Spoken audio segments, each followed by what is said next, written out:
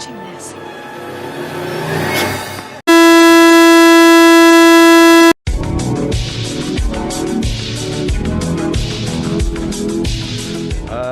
Hello, welcome. Too many movies, DVDs, Blu-rays, occasional VHS tape. William, Hal, Elm Street, Part 2. William, how you doing? It's been a real bad year, Dan. I don't know why that line specifically gets me, but... The fucking delivery of it. Bad year, Dan! Fucking chugging on champagne. Bad year, Dan! I mean, that's gotta be the thumbnail. Yeah, well, I was thinking of the Power Glove being the thumbnail, but you know what? I'll do that whole that YouTube gives me the option where I can have multiple thumbnails for a single video, so I guess I'll just do both. Oh, there you go. Yeah, there you go. So, but yeah, Elm Street 5. Let's get into it. I like this one. It's not. I don't like it any greater so than like 4 or 6, I guess. I don't 4 through 6 I feel is like this really weird era where I like a lot of these, but they're not great films, I think part 5 is like the most in the middle for the series. Sure. Because I think I like most of the other movies more than this. I think this one has moments. It's just I feel like I don't know how well to articulate later, because the pieces are there, they just don't perfectly line up. Sure, yeah, it's just more of the same we've been getting with like 4, yeah, and then eventually with 6. It feels like diminishing returns are starting to set in, and they kind of realize that as they were going on.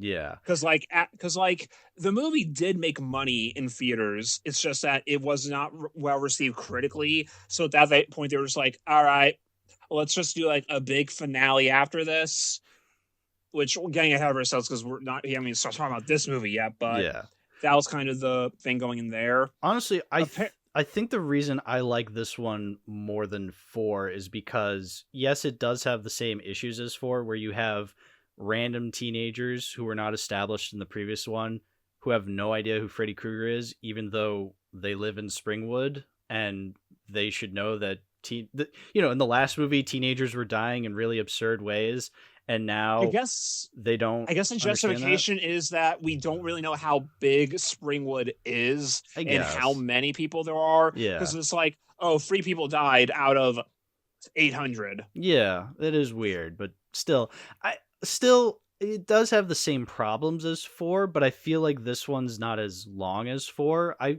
honestly, I guess because 4 technically takes because 4 kind of takes halfway through the movie to actually start. Yes.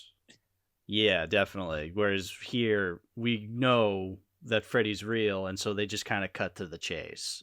Again, there's still Alice kind of running around and people not believing her, but it's not as excessive as it was in 4.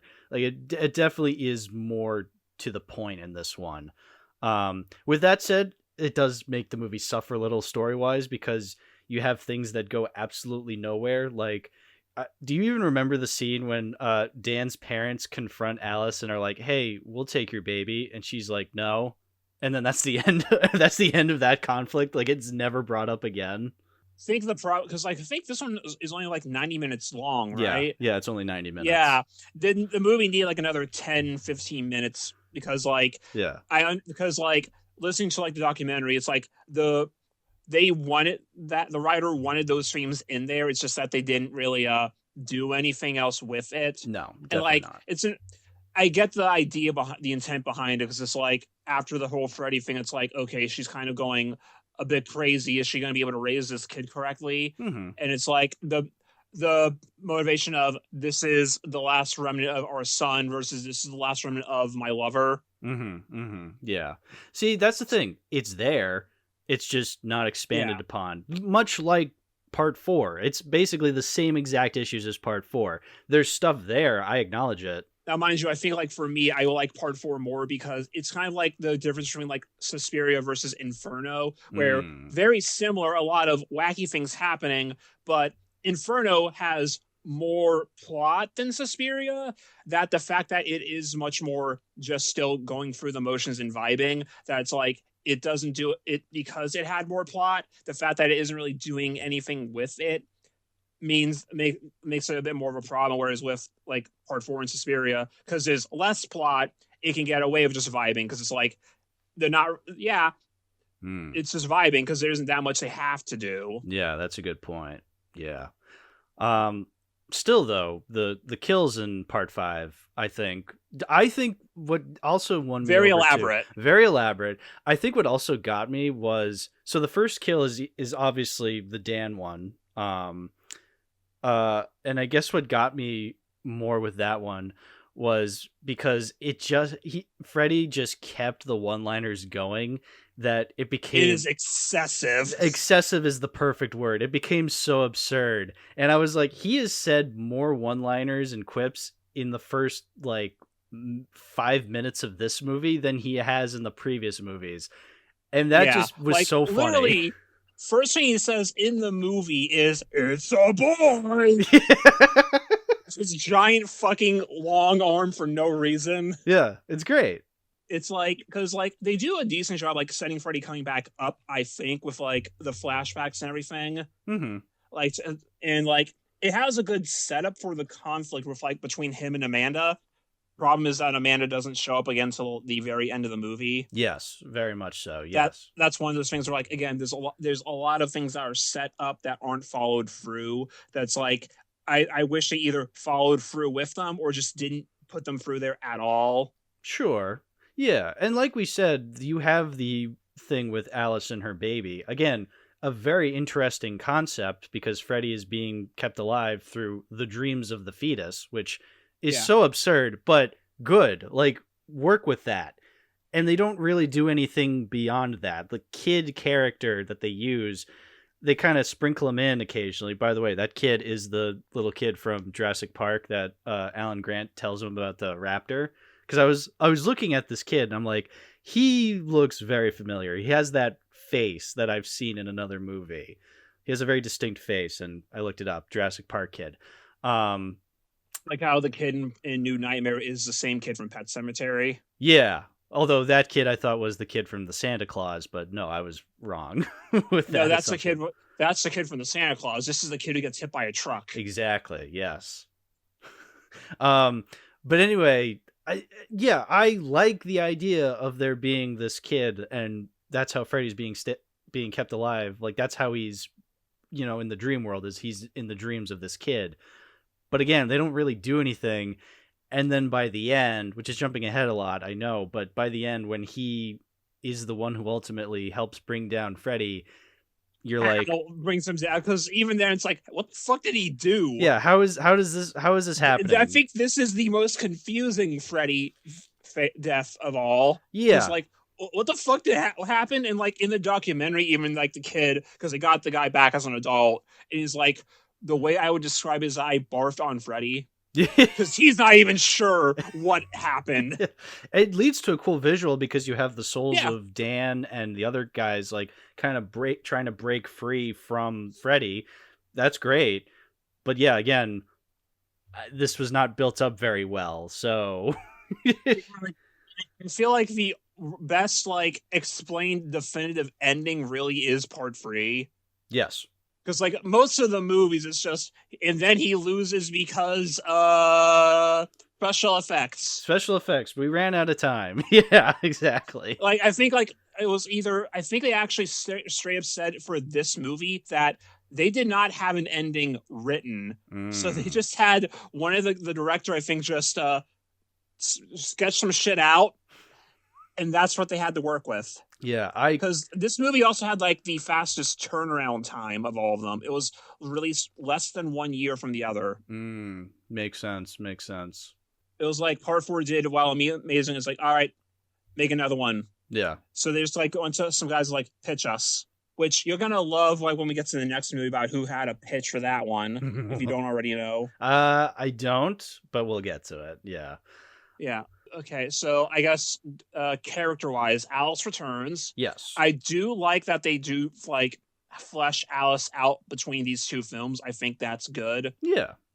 I like her arc, so that's nice. Yeah. And like, I guess it makes sense that she would have other friends. Oh yeah. I'm fine with the other friends. Like, I don't hate any of these characters. I don't even hate Alice. I was not a big fan of her in the last movie, and I'm not that big a fan of her in this one, but I don't hate her. I think she's fine. I think she has the potential to be a great Elm Street character. They just really don't push it that much. Yeah. I don't know. I feel like they could have pushed it way further.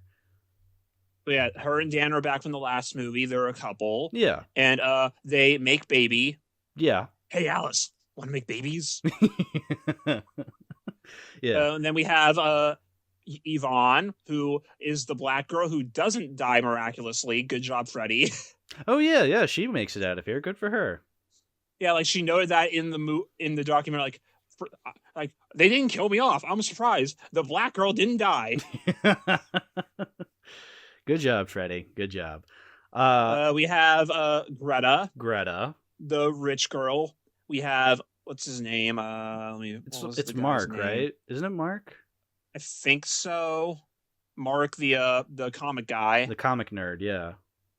yeah. And yeah, it was only those three that died, right? Yeah, there was only 3. Yeah, because it was Dan. Yeah. Because Dan was the motorcycle incident. Greta Is the Monty Python in the Meaning of Life scene, yeah, and then which that was the inspiration for the scene, for the record. Okay. Yeah, that So was the inspiration. it's not a joke. It literally is. Okay, you know what? Yes. That's good. I'm glad.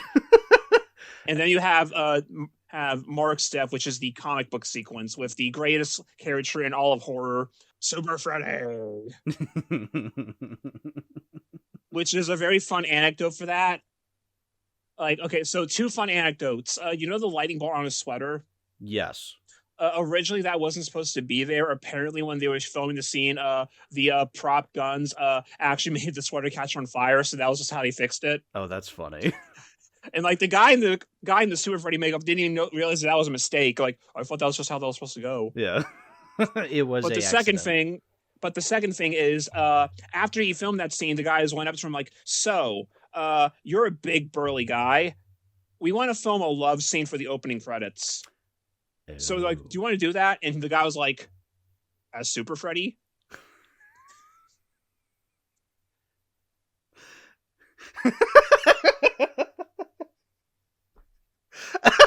So that wasn't actually Dan in the opening credits. That was the Super Freddy guy. Oh wow, that's fantastic. Oh. As Super Freddy. Oh, that's so good. You remember this love scene as Super Freddy? No. No. Aw. It would have made this the best movie in the series if it happened. Yeah. Oh, exactly. Which I thought Super Freddy was in the movie longer than he was, but no, he's like in 5 seconds, but still. Super Freddy! I honestly didn't recognize that it wasn't Robert Englund as Super Freddy. I thought they just caked him on with like a bunch more makeup than usual, but then in the credits it said Super Freddy played by. I was like, oh, it's a different guy. Okay, but it makes complete sense because he's a much bigger, more chiseled Freddy. Yeah, Super Freddy. Yeah. Super Freddy. I love his parody of the 1940s Superman Fleischer cartoons, like faster than I don't even remember what he said. Faster than a bastard maniac. Yeah. More powerful than a loco madman. I appreciated that. But I also just appreciated the whole comic aesthetic of that scene too. It was really clever. Like, they literally painted the entire set black and white. Yeah, no. That was not an optical effect. That was just the set. That was fantastic. Yeah, it was great. Like, the only optical effect is that apparently they actually, like, put makeup on Mark and, like, made, like, his clothes brighter for that sequence and then keyed it back to normal. That was, like, the only effect, and it was just for, like, the stuff that was actually in color. Yeah. The set itself was black and white and everything. Yeah, no, it was fantastic, and I love when he becomes his superhero character, because you think he thinks he has the upper hand, but ultimately Freddy won in the end. Remember, kid, comics are bad for you. And, you know, actually, this is the greatest movie ever made because Freddy skateboards. That is true. Yeah, when I saw him riding on the skateboard, I knew I was watching something special. I also even really liked when Mark became 2D and Freddy starts shredding him. I thought the effect was I thought it was pretty well done for the time. Obviously, it And looked apparently that fake. was done in camera from what I heard. Yeah, there were some sequences where it looked like it was just obviously paper he was swiping at, but then there were other scenes where it like he was moving in a very special effects type of way. It's kind of hard to describe, but I don't know how they would have achieved that, but it was still impressive, you know? Yeah, I forget how they exactly said they did it, but like it was all done in camera, Yeah. which is very cool. Yeah, oh yeah, no, it ended up really fantastically. I also do like the characters themselves overall, because like you get the sense that they all do care about each other, because like they all just graduated together. They were at a party. Like you see like just like the small movements, like Greta putting her head on Mark's shoulders. You get the sense that these are all real friends who have known each other for years. Yeah, I don't think they do a ton with them, but what they do with them, it's good. I think it's enough. I think it's enough for the movie. Yeah. To go off It wasn't enough is just that the other plots that they just don't have a whole lot there. Right. But to go off of the really needed. Yeah, to go off what now? Well, I was just going to go off the comic aesthetic. I just one scene that really sticks in my mind is when Mark falls asleep and Alice notices him in like the comic book or something, and so and like when she draws herself in there, she draws a stick figure of herself and writes Alice. Alice. He invited me to his home last night. Yeah, that's a great. It's so funny. It's so funny. It had me laughing for like ever after that. I guess like. Did we actually talk about the motorcycle death yet? No, we can get a little more into it. We might as well, because that's what these movies are about. Before we start recording, I showed you 2 clips because like this was the movie that was the most censored by the MPAA. Mm-hmm. The part 7 of the Elm Street series. Yeah, even though it's the 5th part. Right. Yeah. You know, where they had like every sequence originally went on a little longer, basically, from what they said in the documentary. Mm-hmm, mm-hmm. And I showed you the clips, and like, yeah, both of them, there are definitely obvious parts that got cut out of both of those. Like, every shot in that motorcycle scene originally went on like 2 seconds longer. You saw like everything like going under his skin. Mm-hmm. Like, it was so much more involved. Like, it goes on like at least like 20% longer in the uncut version. Yeah, I honestly... And you can find this all on YouTube for the record. Yeah, I honestly don't see what made a difference, but obviously I'm not part of the MPAA, so I don't really know how to regulate these things. But they're just very petty. They were just very petty with horror back then. Like, for another thing, so the original movie just came out in 4K, and one of the big selling points is that they have for the first time, the uncut version of that movie. Now, those deleted cuts and things were put on previous releases as bonus features, but this is the first time they were reincorporated back into the movie, which is pretty cool. Mm-hmm. Do you want to know the time difference between the regular version and the uncut version? Oh, tell me, please. 9 seconds. That is petty. 9 seconds. 9 seconds is what gave it an R rating. That was too much for the MPAA. 9 seconds. Make it make sense. Great, we have it. Fucking 9 seconds. You probably won't even notice what was cut unless you're watching a comparison. Exactly. That is absurd. 9 seconds. That should not be what we should be grading a movie's rating off of, is 9 fucking seconds. Yeah, it's like you had to cut that because like I'm sure it's 9 seconds across multiple scenes, but like that probably makes it even more petty, doesn't it? No, it absolutely does. 9 seconds is a difference between an R rating and an NC-17. Like that's stupid. Yeah. That's ridiculous. Ratings don't matter, kids. Yeah, it's like you hear people say like going back to like the 80s horror films, like that wasn't even that scary or gory, and it's like, no. Well, it was going to be. If you just kept those 9 seconds, oh mama. You can get away with a whole lot more now than you could back then. Oh yeah. It's like you kind of have to look at a lot of this with that context. I think Elm Street gets away with it more just because you have Freddy, and like the sequences are more creative than they are gory usually. Mm-hmm. Because it's like there isn't that much blood throughout the series, in all honesty, because it's just more about like the actual visuals of it. Yeah. And like the cerebral thing. Like the Elm Street movies, even mentioned here, only 3 kills. Yeah. Freddy does not have that high of a body count because like it's the difference between Elm Street and Friday, where Elm Street will focus more on, they only have like 5 characters and like focus more on them, so there's less deaths overall. Whereas with Friday, there's a lot more characters because they're just there to get killed anyway. Right, exactly. And it's usually just being stabbed is the way to go. Obviously, Friday it depends on the movie. Which is still fun. Yeah. Oh, yeah. Yeah, Friday is blunt, simple, and stupid, whereas Elm Street is more creative, psychological. Yeah, of course. Yeah, they're going for vastly different things, but they're still horror at the end of the day, so the MPA is going to be very particular with them. It's like I've said this before, and I'll say it again. If you want to get into slashers, do not start with Friday the 13th. You kind of have to like start with something like Elm Street or Chucky. Start with something like Scream even. Watch those, and then like, okay, I've got my fill of that. Now and then when you want something different, then you go to Friday. Yeah, exactly. Because, and like also don't watch Friday in order either, and also don't binge Friday. I think that's a big problem that some people have, where it's like they try to binge watch all of them in a row, and it's like, you're gonna wear yourself out there, bud. Yeah, I mean, I was able to do it. I did just fine with it, but I'm obviously in the minority with that. Like, it's like I didn't watch the Friday movies in order the first time I saw them. Mm-hmm. I saw them out of order over the course of several months. Yeah, exactly. Now, with that said, if you're getting into slashers, my devil's advice is to be like, hey, you should watch Jason Goes to Hell first. I would rather watch Jason Goes to Hell over the Elm Street remake again. Oh, yeah. Me too. But not yet. At least Jason Goes to Hell is just baffling. Oh, my God. Yeah, it's so baffling. Yeah. That's that one's appeal. And also Freddy's in it, so it's worth talking about here. Yeah, that's true. That's true. Kane Hodder was technically Freddy Krueger for 5 seconds.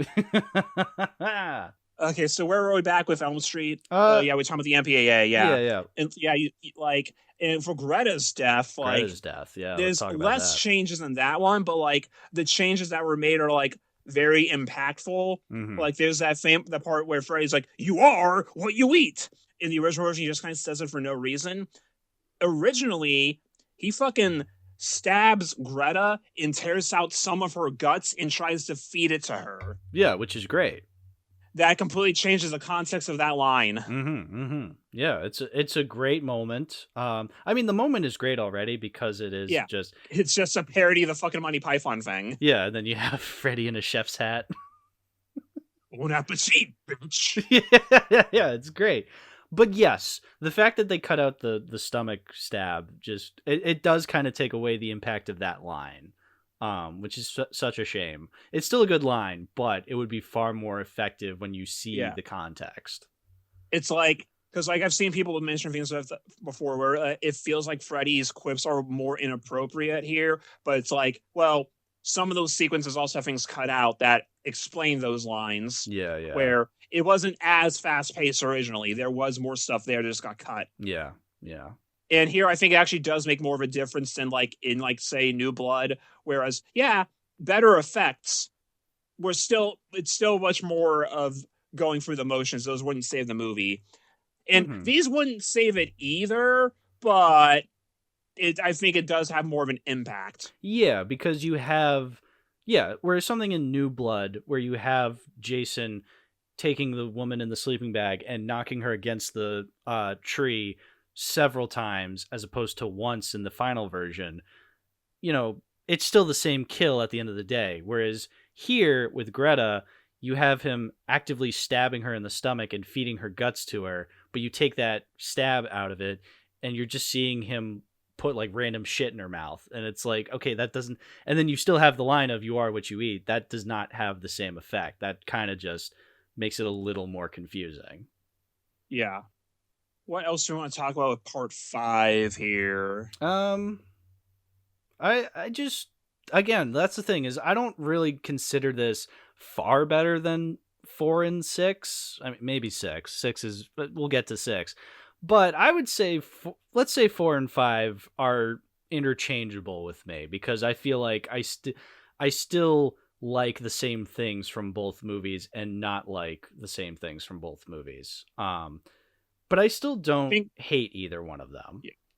For me, this is probably like in the bottom 3, but also it's like I don't hate this movie. Mhm. I wouldn't go on my way to watch it all that often, but like it has moments, Mhm. and like I'll say that like between 5 and 2, there's a pretty considerable gap in quality between 5 and 2, and then the remake.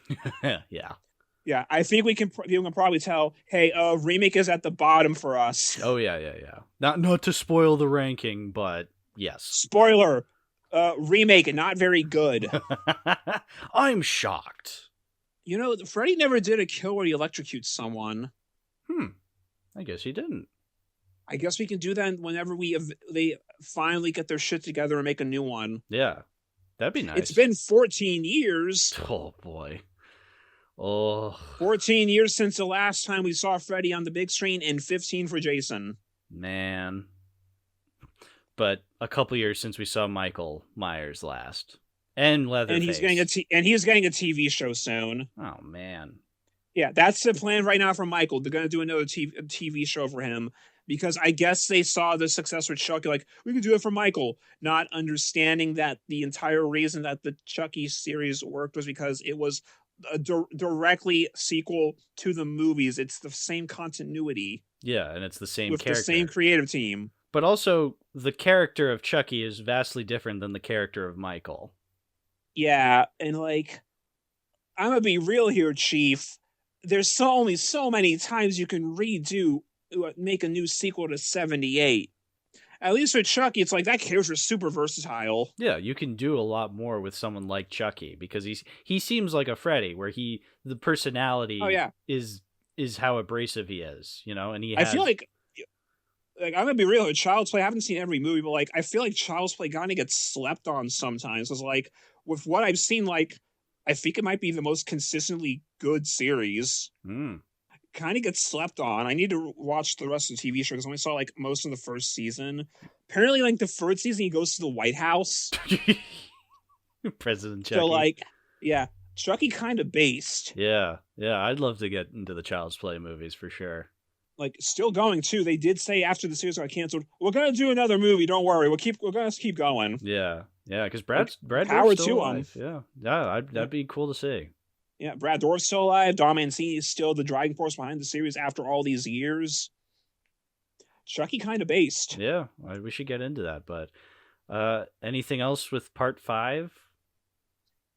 Fun anecdotes behind the scenes. The one guy who helped write the movie, originally he was one of the guys brought in a pitch for part 4, and one of the producers was pregnant at the time, so he made a joke about the clause coming out. Like, that should be one of the movies. He did not get the job for part 4. But then he got called back for this one, because then one of the other producers said, hey, I came up with the idea for The Dream Child.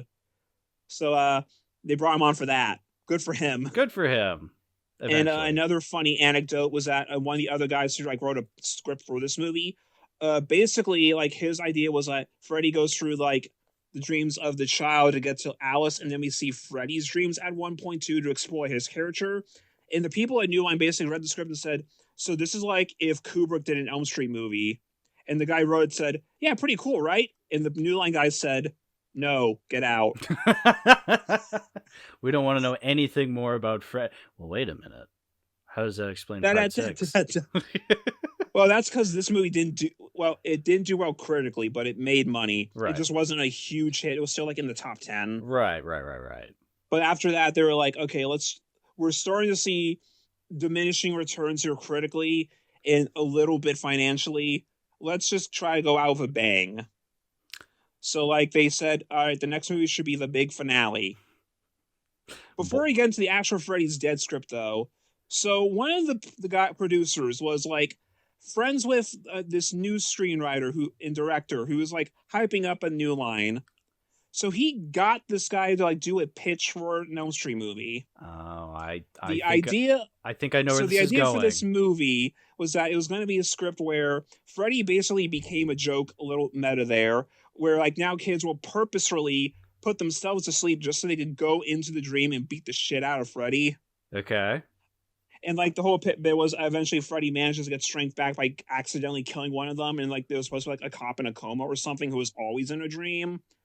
and like that was like part of that. Yeah. And like everyone knew I liked the script, but like because as Rachel and Mike DeLuca had seniority, they went with them. But the guys at New Line liked what this New Zealand guy came up with for a movie, so they kept him on tab. And then 10 years later, when they were making a trilogy of films based on Lord of the Rings, they said, "Hey, do you want to direct?"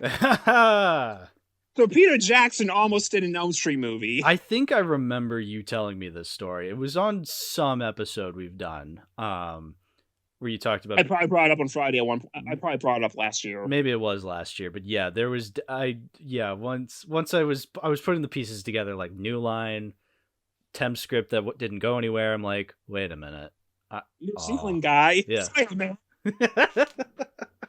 Because remember, at this point before then, Peter Jackson was doing splatter films like Brain Dead, Dead Alive, Bad Taste. Two of those are the same movie, but the fucking Meet the Feebles, The Frighteners happened shortly after this, I think. Yeah. But yeah, basically that pitch is what got him his foot in the door at New Line, and then eventually it paid off dividends for both of them with Lord of the Rings. Yeah, exactly. They won a lot of Oscars. Yeah, just a few, you know. It was also around this time that like New Line was starting to become a much bigger company, because like by the time it gets to the next movie, they were already considered a mini major. They were no longer the indie company anymore, which I guess also pays into why they were okay with killing off Freddy at this point in time. Yeah.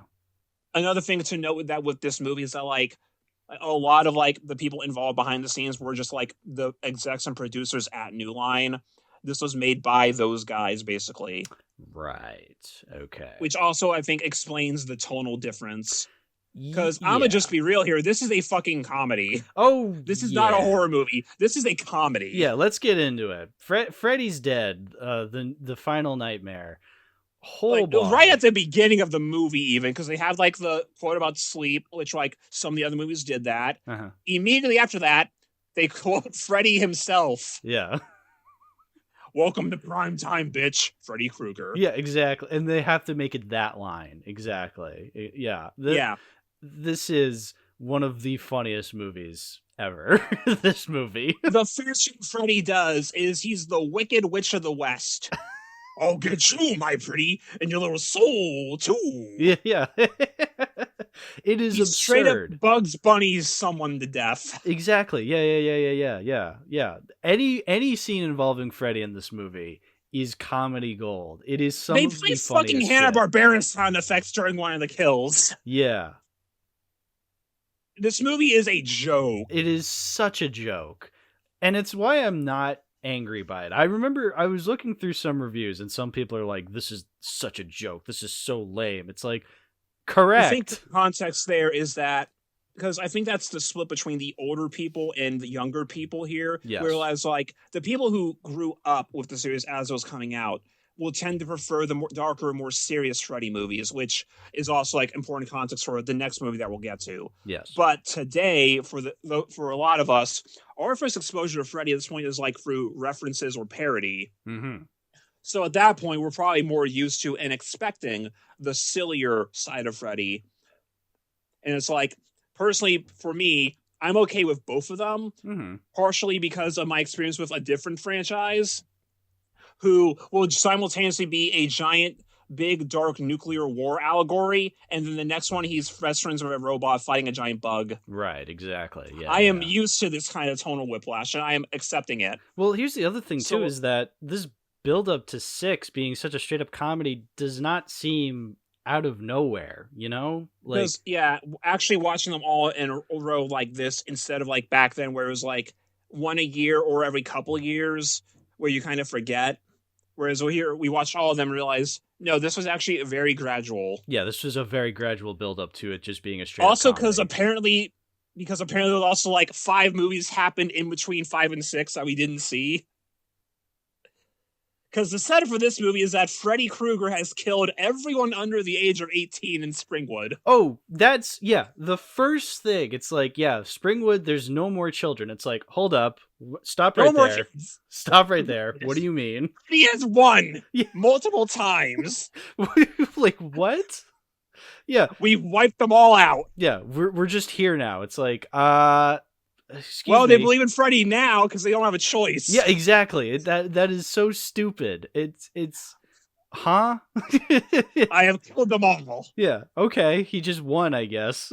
Great. Which really just makes the entire timeline questionable. Like, how long has it been? Like, it says 10 years from now. It's like, I guess early 2000s, even though impossible because Freddy versus Jason, but who cares? Yeah, who cares? Exactly. Yeah. Like, the timeline never matters. Every movie simultaneously takes place 5 years later, but also right when it came out. Exactly. Yes, exactly. Because we don't even know, like, what the time jump between, like, 1 and 3 is.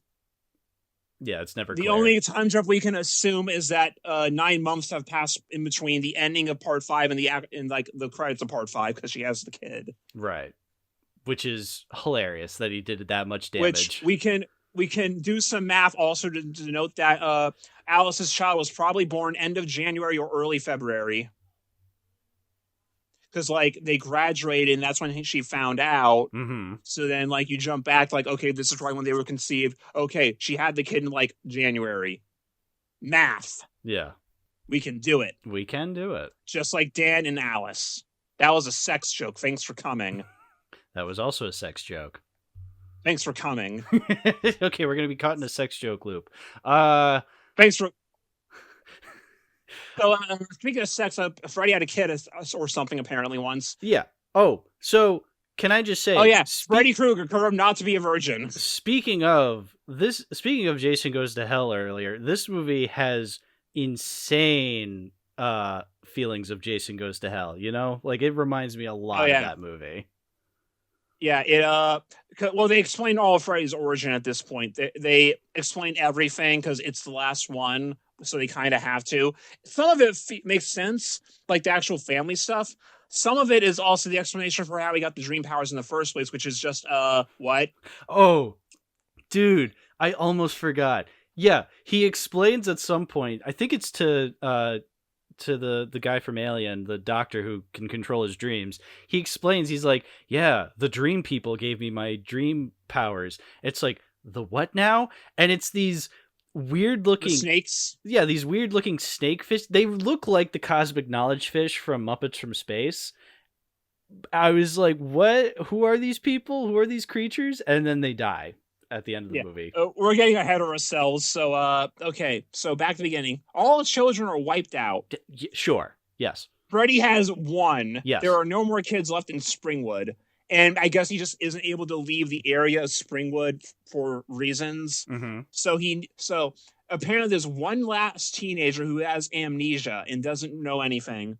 So Freddy needs him to somehow bring people back to Springwood so he can keep killing. Yes.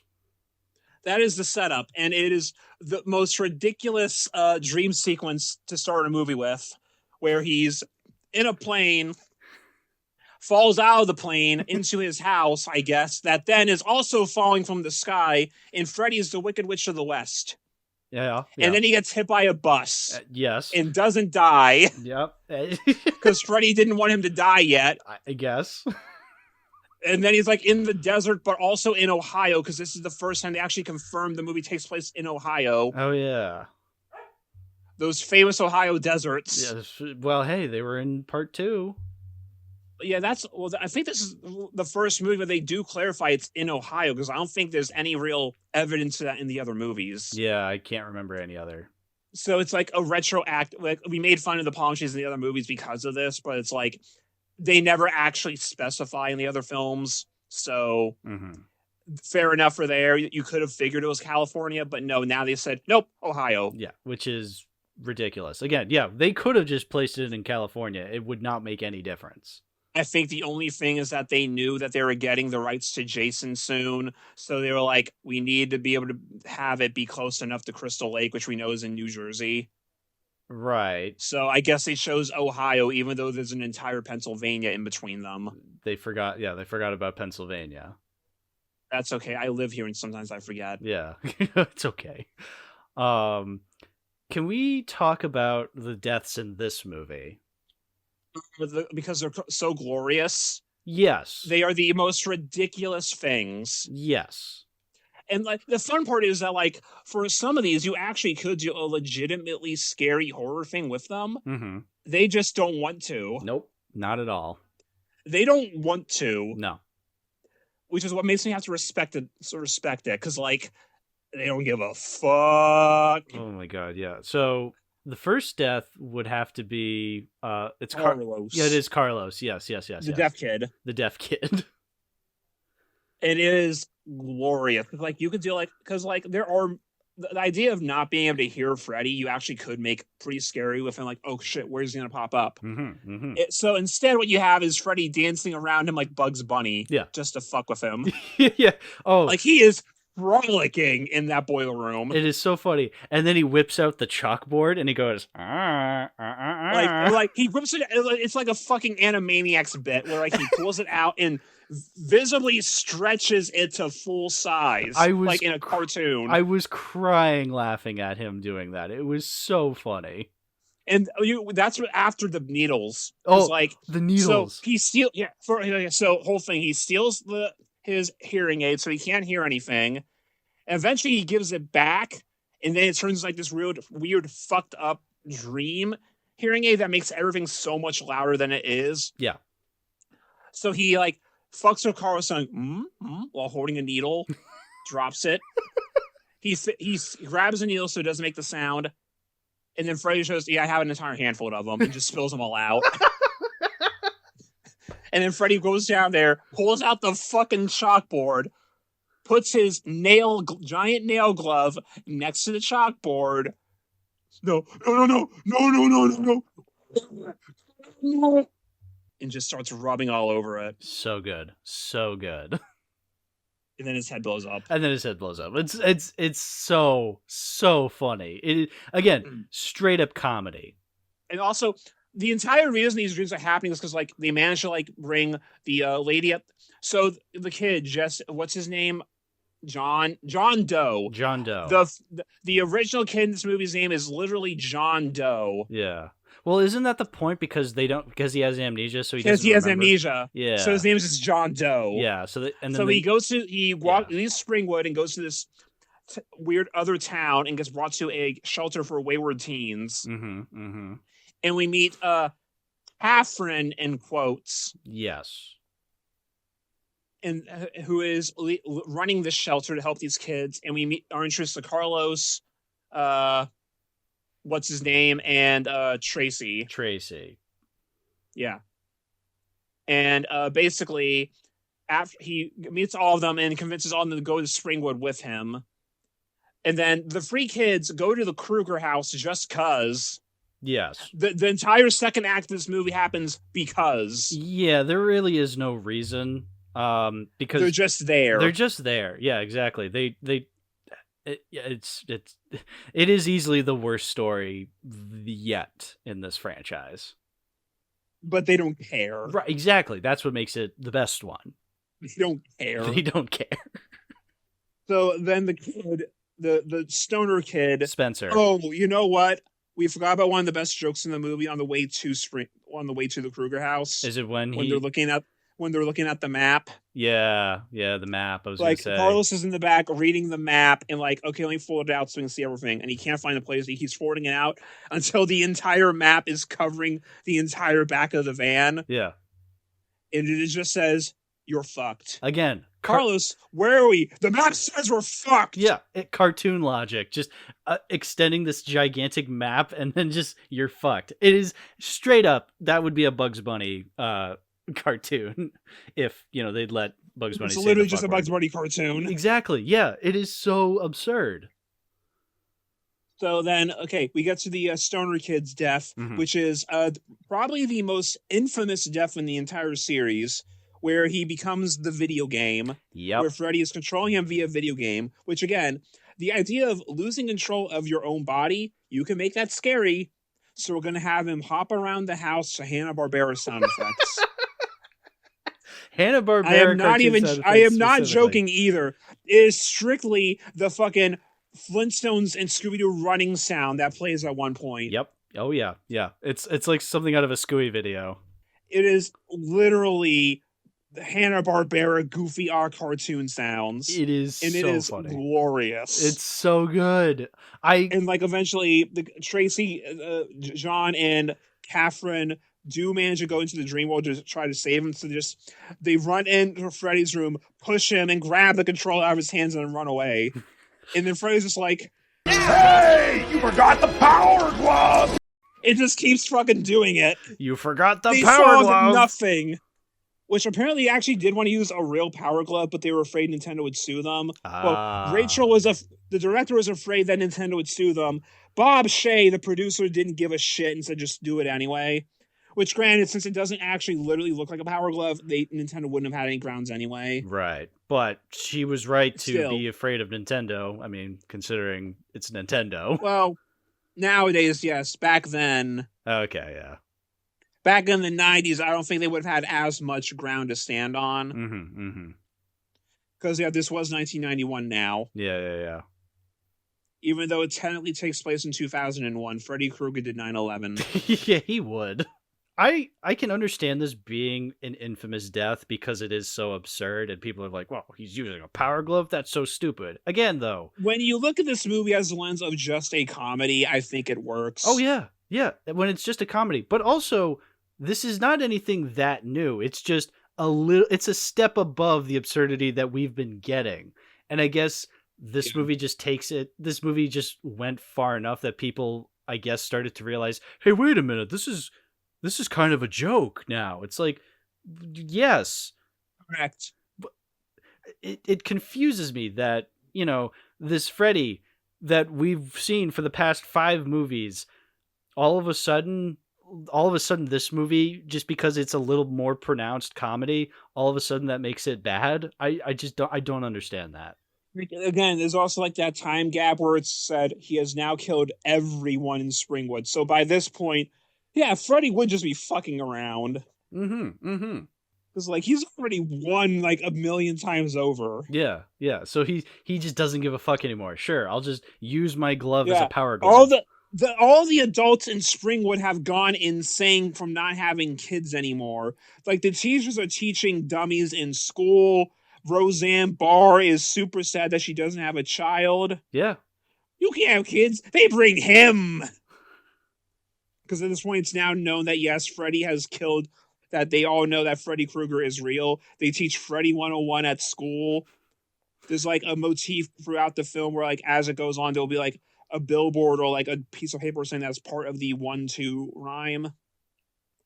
Like, he pulls on the string in the classroom and says 5-6, grab a crucifix. Yeah, that's a great part, running theme. I wish it was a little more pronounced, but it's a good idea. If the movie was more serious, I think it'd work better. Yes. This movie is not more serious. No, so in that classroom scene on the chalkboard, they have a timeline of Freddy, and in 1977 it says Freddy killed Elvis ? Because at this point the timeline doesn't matter. Exactly. Like, we can still assume that Nancy probably was the first anyway. Because I'm assuming that Fred Krueger was probably killed in the late 60s. Yes. So late 60s, early 70s, enough time that for all of them to become teenagers. Yeah. But in my heart, I believe Freddy did kill Elvis. Birdman strikes again. Fucking absurd. And there's 2 subplots: the kids doing nothing in the Krueger house and getting killed, and then John and Shelter Lady trying to find out who Freddy's kid is and more about him. Yeah. And John Doe comes to the conclusion that he is Freddy's son. That's why he wanted to keep me alive. When the reality is, no, I wanted you to keep you alive to bring me more people to kill and also find my daughter for me. I'm going to Bugs Bunny you now. Yeah. Yeah, exactly. It's he used her as the Alice for this movie. Yeah, that's basically it. Yeah. So then by the time it's such a really weird twist because it's just like, oh, I'm his kid. It's like, well, no, you're not. You failed at basic math because by this film's logic, if it takes place in the early 2000s, you are clearly 16 years old. Freddy died in the late 60s, early 70s. His kid would be in their 30s at this point. You have failed basic math. Yeah, exactly. You have that. You have that aspect. But also you have the main character who is this lady, this this social worker lady who keeps having these. Well, we don't know she's the main character until he dies. Right, but she has moments where she has flashbacks of playing with her father, and you don't see his face. So it's like, okay, come on, you think you're setting seeds, but instead you're just being like, hey, pay attention to this scene. It's gonna come back. It's like, oh, so it's gonna come back that it's Freddy. Like it thinks it's being subtle, but it's not. Keep putting on that silly dress. He did put her in the silly dress. Do we want to talk about the Bugs Bunny kill now? Yes. Where, after the Power Glove kill, where he dies by falling down a pit. Mm-hmm. He just gets Mario'd. Yeah. And then the TV fills with blood somehow. Yeah. So John Doe falls back asleep in the back of the van, and then he flies out of the van into the sky because in his dream he's falling again, and Freddy's like, he has a conversation where like, you can't be like because I'm your son, and Freddy's like, no, wrong, and he just cuts him down for the balloon, and then he's cut down to the ground where Freddy is pushing a bed of spikes underneath him, and then just looks at the camera and shrugs. Like, Freddy looks directly at the camera and shrugs as he pushes these spikes out. It is a fucking Bugs Bunny kill. How can anyone hate this movie? It is so funny. The comedic timing is pristine. And, like, making the film, they actively knew that, we're probably jumping the shark a little bit. But anyway. Good. Jump that shark. They were just fucking around behind the scenes at this point. Exactly. Yeah. You want to know how they marketed this movie? They held a funeral for Freddy in real life. Good. Oh, good. Yeah, they were really hyping up that this is the movie that Freddy dies in.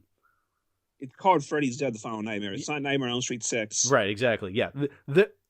Come on, guys. Well, the thing is that they always think that it actually will be the last one, and then it makes money, and then some guy like Wes Craven come back and say, actually, I have an idea for one more. Right, which we'll get to. So, and then fucking Bugs Bunny happens, and like, no, because in real life he just starts gushing blood everywhere. Yeah. This is a Bugs Bunny cartoon with blood. Mm-hmm. If you look at this movie as Bugs Bunny, but he kills people for real, best movie ever.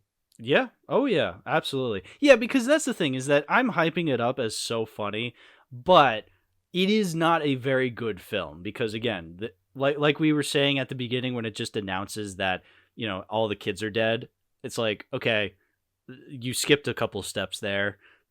There's really no build up to this. Also, the kids themselves, the teenagers in this movie, are probably some of the worst we've seen yet. I really couldn't care less about any of them.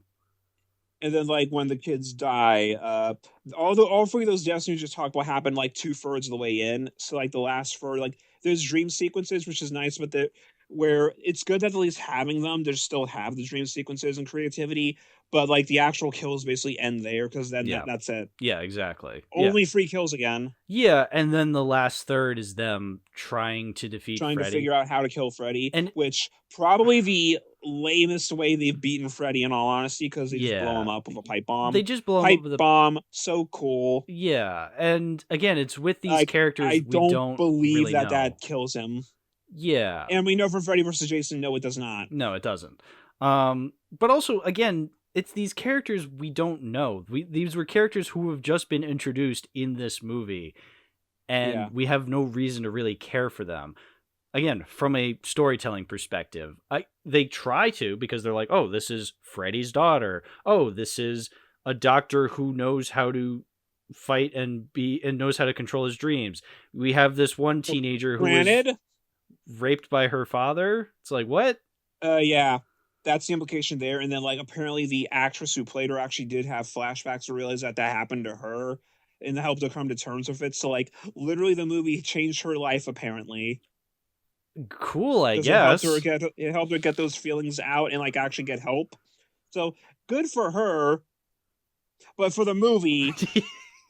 What is this ad? Granted, to be fair, who would have to kill Freddy to make it satisfying at this point? Because nobody. Nancy's dead. And Alice, I feel like at this point, I would want Alice to get out of there and be safe. Yeah. So it's like, who would make the one that would have a satisfying kill for Freddy from a character standpoint? Yeah, Really, I don't there know. isn't anyone. Yeah. It would just have to be a matter of, okay, then you need to make the way that Freddy gets defeated be satisfying. Ooh, that's a good point. They do, which they kind of don't. They just blow him up and.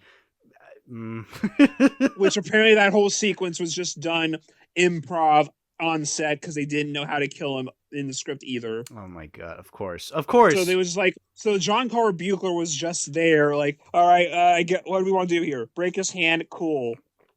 I guess we're gonna stab him to the wall and blow him with a pipe bomb. Great. Yeah. Again, the whole tradition of, well, we don't know how to end this properly, even in part 6. Even though that was literally the point of the movie is, okay, we got to end this. And they still fucked it up. Did you enjoy the gimmick for the last 15 minutes of the movie that you couldn't actually appreciate because you did not have the glasses? Oh, yeah, that's right. This was... The fact that the last 10 minutes of this movie are in 3D. Literally fucking Spy Kids 3. They gave the people in theaters those glasses, and they couldn't actually use them until the very end of the movie. And you can tell they had no idea what they were doing with the 3D either. Boy, how embarrassing! Even Friday the 13th Part 3 had that figured out. Not really, but this was better. And this was 1991, Ooh. So the fad was already over.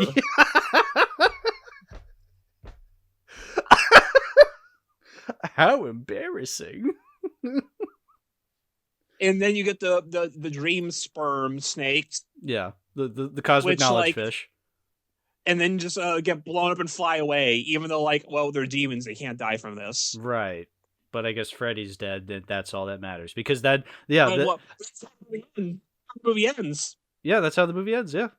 Yeah, he gets blown up, and then his daughter just looks around and goes, Freddy's dead.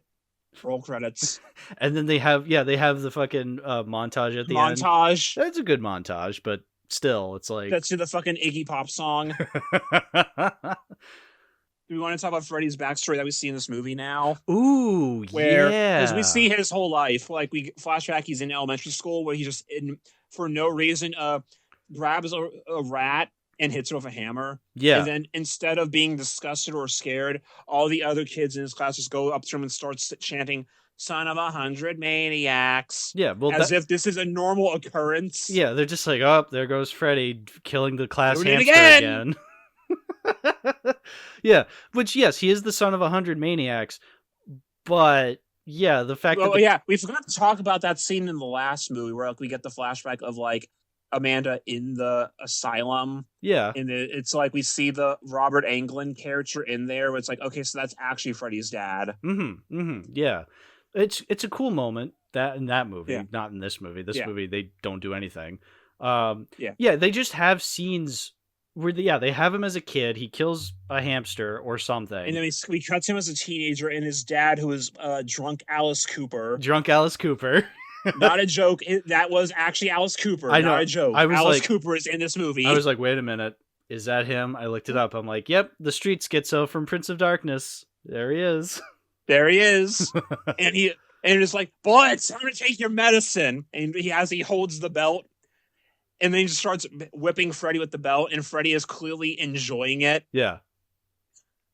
Kind of skipped over to when he would be enjoying it. But, okay. I guess it's creepy enough. And then we cut to him, like, as the Springwood Slasher, where he beats his wife because she found out that he was the Springwood Slasher. And then the daughter goes into the basement and finds all of the gloves and the articles, which is like, that's serial killer behavior. So she just represses those memories. She just forgets.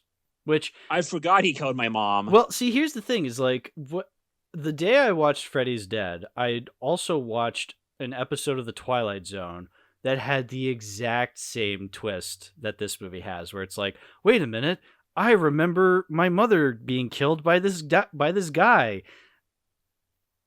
And I'm gonna be honest, I think The Twilight Zone did it better. I can't believe the critically acclaimed and beloved TV show The Twilight Zone did something better than Freddy's Dead. But yeah, but it's weird because he did, the Twilight Zone is half an hour long and it was able to, pace that out much, much better. And it wasn't just, oh, I forgot. There was a little bit more psychology to it, but in this one, it's just, oh, I forgot, I guess. I would hope that 30-minute TV show is paced better than an hour-and-a-half movie. Yeah, I don't know. I feel like because you have a movie, you can do a lot more with that, but they do Well, less. you also have to do more, Right. is the other thing. But they do way less in this movie than the Correct. half-hour episode. Which means that this would be better as an episode of The Twilight Zone. Yes, yeah. Oh, yeah. Freddy Krueger would rock Twilight Zone. I mean, he tried to rock Tales from the Crypt. Oh, that's right, yeah. He plays the guitar at one point. Mm-hmm. Yeah. So so all of them team up, the doctor, his daughter, and Tracy to blow him up. It's cool that they bring him back out of the dream again. Yeah. Which I guess kind of explains why he's killed, but also I don't believe it still anyway. No, Freddy's one of those characters where you really can't, even if you make a big deal out of killing him, you really just can't at this point. And that's the thing with Freddy versus Jason, where they hand wave, where he eventually would be able to come back, but they've effectively forgotten him in Springwood because I guess people moved back in there and started reproducing. Yeah. After that, so that they were able to successfully forget him, so there's no fear anymore that he can't really go back. Right. Which I guess is a good segue to briefly talk about Freddy versus Jason again. Oh yeah, we can do that now. That's fine. I rewatched it. I did not rewatch it, but I don't think I need to because we're not gonna spend that much time here. No, but it was an interesting rewatch because now watching it under the impression that it was more of an Elm Street movie than a Friday the 13th movie, the movie made a lot more sense. It's still not great, but for what it is, I actually enjoyed it a lot more having the context of Elm Street. I would say that because last year I made the comment that it's an Elm Street plot with a Friday cast. Yeah, that definitely makes more sense now. Because the cast in that movie is 2 or 3 characters who are actually fleshed out, and the rest are just there to get killed. There's only one watching the part of the documentary about it. There's only actually the one character who actually gets killed by Freddy. Yeah, the one guy. Yeah. Who apparently, because there's a scene where his older brother's ghost is there, and apparently his older brother is the bully in Christmas Story. Yeah, Scott Farkas. Yeah. There's a lot of really funny cast members in Freddy vs. Jason. Not just that, but we talked about it. The guy who plays Dipper in Gravity Falls is the main character, or one of the main characters. Yeah, that's the main thing of that movie, where it's kind of the both worlds, where it's because the weaker elements of Friday are bringing some of the strong elements of Elm Street down a little. Yeah. But I still think the movie's a lot of fun, so I can forgive it. Oh yeah, and it was fun seeing Jason again after having seen all the Elm Street movies. I was like, I really missed seeing Jason, and it was a lot of fun to see him be such a vastly different slasher to Freddy, because Freddy is this comedy guy, this guy who's always talking, always being this asshole, trying to fuck with people, whereas Jason is far more interested. Who is a brick shit house. Yeah, he's far more interested in just going for the kill. Yeah, it's vastly different. It works. But it's different. It's, and Robin Allen even makes a comment that's saying that so this movie has basically been in development ever since the first 14-year-old came up to me saying, "Could you kick Jason's ass?" back in 1984. Because that's always been the thing. Yeah, and it's you understand why, but also looking at both series with the knowledge of what they are completely fucking different. Yeah, which it honestly makes how consistent or coherent, in big quotation marks, Freddy versus Jason ended up being, that's kind of a miracle. It wasn't, because again, it took 10 years to make that movie, and there were so many different scripts and pitches. Yeah. That there's an entire book called Slash of the Titans that is just going through not even all of them, but a good portion of the pitches for the film. Yeah. There were so many attempts. There's the one attempt where Jason apparently gets captured and put on trial. because apparently the OJ trial is happening at that point. Yeah. Topical. There's like the very fun anecdote about one of the guys wanted to end the movie with them going to hell, and a Pinhead shows up and says, "Gentlemen, what seems to be the problem?" That would have been cool. Yeah, I remember we were talking about this last year. But that did not happen because they do not own Pinhead. Nope. There is like the comic sequel. Like they wanted to make it as a movie at first at one point, but it never came together. So they made 2 comic series for Freddy versus Jason versus Ash. Mm-hmm. So that you can have Ash Williams as like an actual protagonist. And like that's the that series is like very fun because the second one is like the whole bit there is that Ash assembles all the survivors of both Freddy and Jason to fight back against them and bring them down once and for all. So like you have like Tommy Jarvis and like Alice show up to help Ash Williams. Yeah. They got like the spirits of some of the people that Freddy killed shows up. So like Kincaid and Nancy's ghosts pull up for round 2. Oh, that's awesome. That sounds awesome. I got to read these. Yeah, you can look them online. Because I will say that like the ending for the second one is probably a little too much because like they definitively kill Freddy twice in 2 minutes.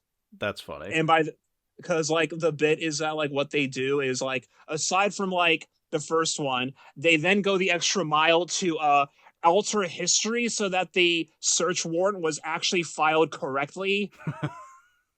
Which means he never existed, which means that none of this actually happened, which means it did happen. Yeah, that's a bit confusing. But still, we've been bringing this crossover comic up for years now because I remember you first brought it up during the Evil Jason Dead gets episode. Rockstar hair. Yeah. This sounds like something I need to finally read because we've been bringing it up for years now. But well, it's just like bringing Ash Williams in there as like a protagonist makes sense because like you can't have Freddy or Jason actually be the protagonist because they're villains. Yeah. I mean, I don't mind that the movie we ended up with is more siding with Jason being, the less bad guy, whereas Freddy is the big evil they need to defeat. But he's got the body, I've got the brains. But ultimately, yes, Jason is still the villain of his own franchise, so he can't be the hero. He can't win either. Right. So Ash makes a whole lot of sense. Yeah, because that is a horror icon who is a protagonist, not a villain. Because Ash is not a slasher, he is an anti-hero. Right, exactly. Yeah, it would make far more sense for him to be the hero of the story. Yeah. Jason shows up at S-Mart at one point and just starts wreaking havoc. Well, he's shopping smart. Yeah. He has to get a new machete. Yeah. They have those at S-Mart. Probably. Yeah. So, honestly, yeah. I'm glad I rewatched Freddy vs. Jason. I'm glad I still have it on the Blu-ray from the Friday collection from last year. And I definitely enjoyed it a lot more this time around. So this was a good refresher, I would say. I guess at this point we've also you finished talking about all the movies in the Elm Street collection box set. Not yet. No, never mind. Right, New Nightmare. We haven't talked about New Nightmare yet. Oh yeah, I guess we went out of order, didn't we? We did, but we can go into New Nightmare right now. Because it also makes sense though, because like that's the entire actual main timeline. Yes. Because New Nightmare is its own thing entirely. New Nightmare and the Elm Street remake are their own things. Yeah. Yes. Yeah. For better and for worse.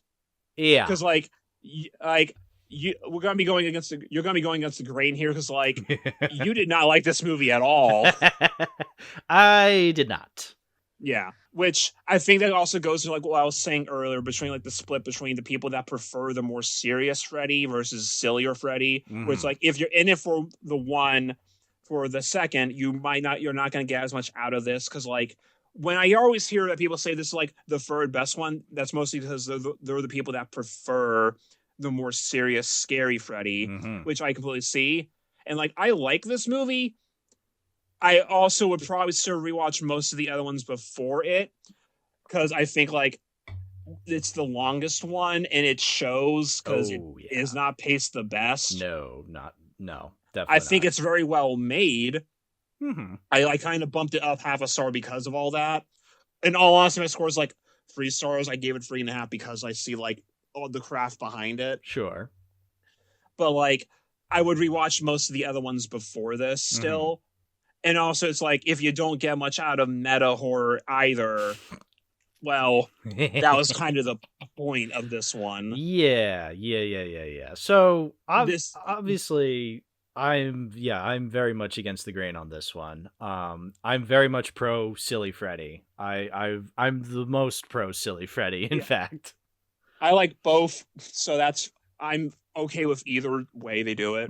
See, at least with 1 and 3, which I feel like are the movies that have serious Freddy and scary Freddy more so, there is a better balance where I feel like anybody, whether Silly Freddy enjoyers or serious Freddy enjoyers, can enjoy those movies more so. I mean, you get Bing from part 3. Right, exactly. Like, yeah, part 3 is a transitional one. Well, that's why part 3 is the best one, because it has the best balance out of all these. Yeah, you get the best of both worlds. Exactly. That's like, if you do it, whenever they make a new Elm Street, they should use part 3 as like the springboard. The template, yeah. Both, yeah. I think that should be the template. I agree, yeah, because I think part 3 is the best of both worlds. And yes, I would agree, New Nightmare is for those who watch the first one and consider it a serious horror film. And that's fine. Yeah. I understand completely why people like this. But, as you said, if I don't enjoy those aspects, that being serious Freddy and especially meta horror films, yeah, I really did not like this at all. But... I sort of positives, like say what you did like about the movie. Okay, I did like seeing Robert Englund as Robert Englund. I feel like I kind of wish he was a little bit more in the film. I thought he was in it more than he was. I was like remembering being in it more. Yeah, because he seemed like a nice guy. I'm like, Robert Englund, but as not Freddy. That's kind of funny. There's like the funny bit where like he's doing the autographs for all the kids, and like you just see Heather standing there annoyed when he go to lunch. Where like they said in the documentary, yeah, that was just our life at the time. Yeah, it was just That's just how it went. That's funny. There was like at one point like Wes and I think it was like either Wes and Robert did like a talk show at one point, and like it came up to like the question of, do you think that it's good that kids are seeing these movies? And he's just like Wes and Robert just looked out at the audience and saw all the children dressed up as Freddy, and it's like, well, damn, because that was just actually happening. It's like, why the fuck are the parents letting them watch these? Yeah, exactly. I mean, that is a part of this movie. Technically, is the kid watching the original film. Yeah, which is like one of Heather's problems in the film, and we get to see Freddy do the perfect blue thing. Perfect blue thing. Yeah. Where like he like goes out of the crowd and like moves his hands like just soaking it in. Good job, Perfect Blue. You did a New Nightmare. But better. Yeah. Mima and Freddy Krueger are the same person, I guess. That'd be pretty fun.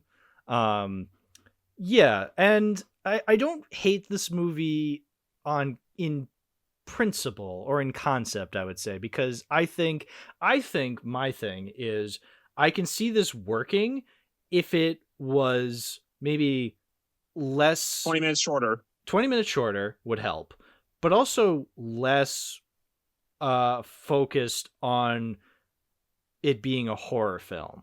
I think if it was more of a drama and it really amped up the kind of psychological aspects of it a little more. If it wasn't so literal, I think I'd like it a little more, because that was something that did kind of annoy me, is that you have this concept of the movies affecting Heather Langenkamp in real life, but they make it so literal that no, actually Freddy is this ancient being who is affecting her real life, and also everything that, you know, her psychosis is just real. It's just confirmed to be real. And that to me was way less interesting. Like if it was a lot more psychological and you didn't know if what she was experiencing was real, then I feel like I'd probably like it a little more. Because again, that's like if they kept it more vague throughout the movie until like it gets to the point where like, okay, now Freddy actually has to start killing people with, so like if they show their hand later.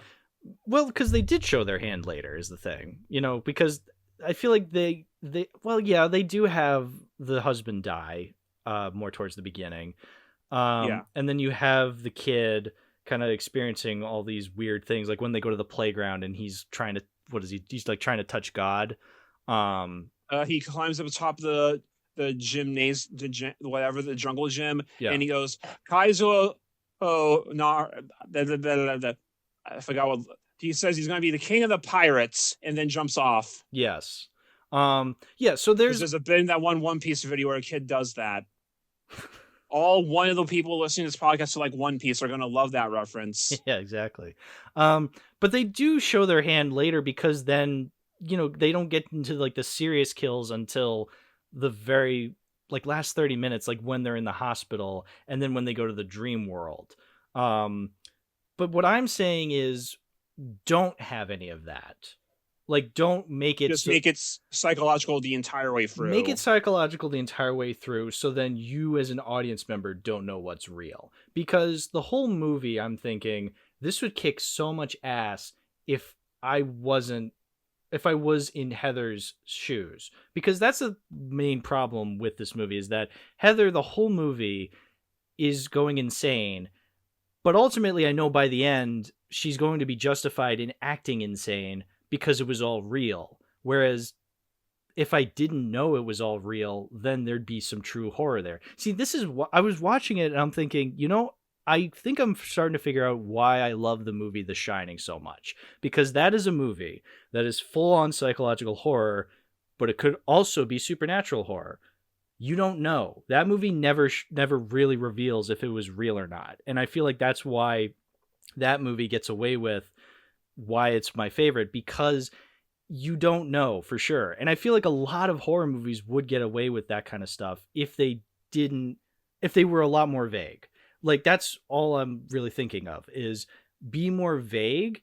And so it makes it a lot easier to see the character's perspective and feel their perspective a lot more naturally, So like you can see where Heather's coming from, but also where John Saxon's coming from. Exactly. Because honestly, this kind of movie, I'm looking at it from John Saxon's perspective, and I'm thinking, yeah, you're not giving me much of anything. I know in the long run, Heather's right, because, eventually Freddy is revealed to be real.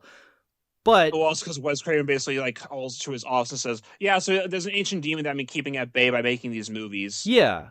And it's like, that's stupid. I'm just going to be honest. That's kind of stupid that, Freddy is this real demon and I've been keeping him at bay with these movies. It's like, that's too much. That's honestly too much. If it was just, honestly, the way I thought this movie was going to go about, I honestly thought it was going to be that Freddy like comes to the realization that he's a movie character. And so then he goes into the real world and starts killing the cast members for real. Oh, so an isekai. Yeah, sure. In one way or another. Where the movie Freddy meets Robert Englund in costume. That's exactly what I thought it was going to be. And then it wasn't that. Because the movie has this weird feeling to it where it does not want to be funny. It wants to be super, super serious. And okay, that's fine. But then don't go into it being that Freddy is real then. Like, actually take yourself seriously. Be a serious drama, a serious psychological drama. Then I'm completely 100% behind this movie. But that's the thing. I do have a rebuttal, though. Okay. We get to see Freddy use a frog tongue with Heather Langenkamp. Sure. Well, that's the thing, is that I think this is the lamest Freddy has been under Robert Englund as Freddy. Well, let me make that completely clear. Because there's another Freddy who's even more lame, but we'll get to him. What I'm saying is I feel like what's weird for me, because like I see the design and it's like, okay, it's more like realistic Burns. I do think it's a cool design with the trench coat and everything. And then we get the scene where like he unhinges his jaw and tries to eat a child. Well, see, that part is cool. I will give you that. I like the prosthetic of like the big head like expanding to eat the child. But also it's like kind of goofy for that design. Right. I think if that was normal Freddy, that'd look better. Mm-hmm. Yeah, and that's the thing, is that feels right at home in something between Nightmares 1 through 6. Here, it completely comes out of nowhere, because it's like, okay, I've been watching this very serious drama this whole time, and all of a sudden... This very serious drama that now suddenly ends in hell. Yeah, it's ridiculous. It's at odds with itself, I feel like, with tones. I think if you went in either direction further, like, make it a completely unserious meta commentary where you have Freddy go into the real world and kill everybody, I think that would be really fun. Or you have a serious drama that doesn't take itself so literal and actually is more vague whether or not what is happening is actually happening to Heather Langenkamp. Like, as to really drive home the psychological aspects of, you know, how much these movies have affected her. Because again, the fact that it's revealed that Freddy is real by the end, I don't know, it's just not as psychologically satisfying. It's dumb at the end. You can still get away with that same design in either context. Sure. Because it could just be like a more like regular person who just happened to be burned or something because he's wearing the trench coat and hat. Honestly, yeah, the design, I've noticed a lot of people don't like the design of Freddy. The design of Freddy isn't the part that bothers me the most about this movie. I'm actually fine. I think design's fine. I'm fine with it working in either scenario, whether which way it goes. I think the design could still work. Yes. But I think it's the fact that the movie tries to play both, but also, well, it doesn't even try to do both. It tries to be a serious drama, but also try to appeal to the horror fans who want to see Freddy and Heather/Nancy go at it at the end in an actual battle. It's the same reason why I don't like something like Matrix Resurrections. You know, that's a movie that starts off trying to make you believe that maybe the original Matrixes didn't actually happen. But then halfway through the movie, it's like, no, actually it did happen. It's like, okay, you had a really interesting idea that you could have made work, but then you just abandon it halfway through to make it, no, this is actually like real. It's like, okay. Or like Halloween Ends, where like Corey is actually just the new Michael. Michael's actually been dead, and he just transferred the power to him, and then like Corey is actually the killer. Instead, no, Michael is still there, and Laurie and Michael fight for 10 minutes at the end. Yeah, it's these movies are trying to appease both sides, and it doesn't work. Pick one. Yeah, pick one. Exactly, pick one. Again, even though I am so pro Silly Freddy, I don't mind seeing a serious Freddy. I would be completely open to that. But this movie doesn't really convince me that that works in the form that it is. I really just prefer Freddy to be this silly guy who says bon appetit bitch. Like that is the Freddy Krueger I know. It is weird when he does also do some one-liners in here with the tone like skin the cat. Yeah. It is weird. I will say though, like I still think the movie is solid enough. I still like it. I don't love it, but I still like it. I will say I think my favorite part of the movie though is the freeway scene. Sure. It is fun. It is like edited very well. The freeway scene, yeah. Yeah, because like it's a very intense moment of like, oh, my son is walking into the LA freeway during peak traffic hours. Uh-oh. Well, it would be stop and go then, so he'd be fine. Oh, true. Okay, not unpeaks traffic hours. Yeah, that's what makes it scary. the scene in Clueless at night. Though I think like from an effects standpoint, this is probably also a step down from the others because like it is mostly optical effects. Yeah. And as we've established, those are the ones that age the worst usually. Yeah, but also it's not that there isn't that many special effects scenes. Like that's usually what these movies are known for, is the limitless creativity in their kills and their dream sequences, and most of the movie is just flat. There's only two kills, right? There's only really two kills. Yeah, there's the dad and the babysitter. Yeah, and the babysitter. And the babysitter is a remake of Tina's death. Right, so it's not even that original. Well, I like this version of the remake more than like the one in the actual remake, but we'll get there later. Right, yes, absolutely. Yeah, and I do have a comparison to make when it comes to New Nightmare and the remake, because these two are my least favorite. And the way I try to rationalize, or the way I try to compare the two, is like I'm trying to compare them as I would something like Ghostbusters Afterlife versus Ghostbusters 2016. And what I mean by that is, in the case of Ghostbusters 2016 versus Afterlife, those are two different versions of a Ghostbusters like continuation, let's say. You have a version that is trying to be what the first one was, but failing miserably. but then you also have one that's kind of this weird sequel that isn't really the same tone, but it's not what the other version is. You know what I'm trying to say? Because that's what New Nightmare and Nightmare on Elm Street the remake is to me. Nightmare on Elm Street remake is this remake trying to be what the first one was, but fails miserably, whereas New Nightmare is this weird pseudo sequel that doesn't really line up tone wise with the originals in any satisfying way, but I guess it has some kind of cool ideas. You know what I'm trying to say? And in that comparison, and I'm going to be sacrilegious here and say that I'd probably watch Ghostbusters 2016 before Afterlife again, just because I think Bill Murray getting thrown out a window is funny. Right. Yeah. That is one of the very few funny scenes in that movie. Yeah.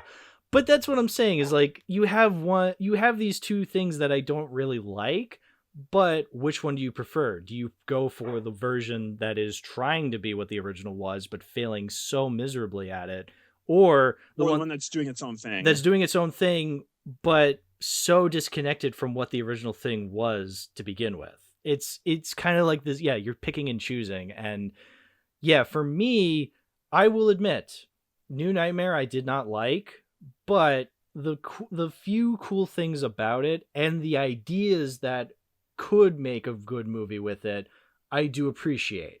But again, like I said, there's also like the note that like between like this and Ghostbusters Afterlife is actively a sequel, whereas this is its own separate canon. Sure, that's fair too. But that's what I'm saying is like it's trying to do its own thing, but in a really, really weird way.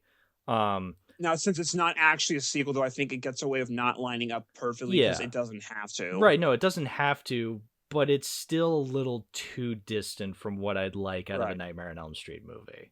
I do like Nosferatu Freddy, though. Nosferatu Freddy.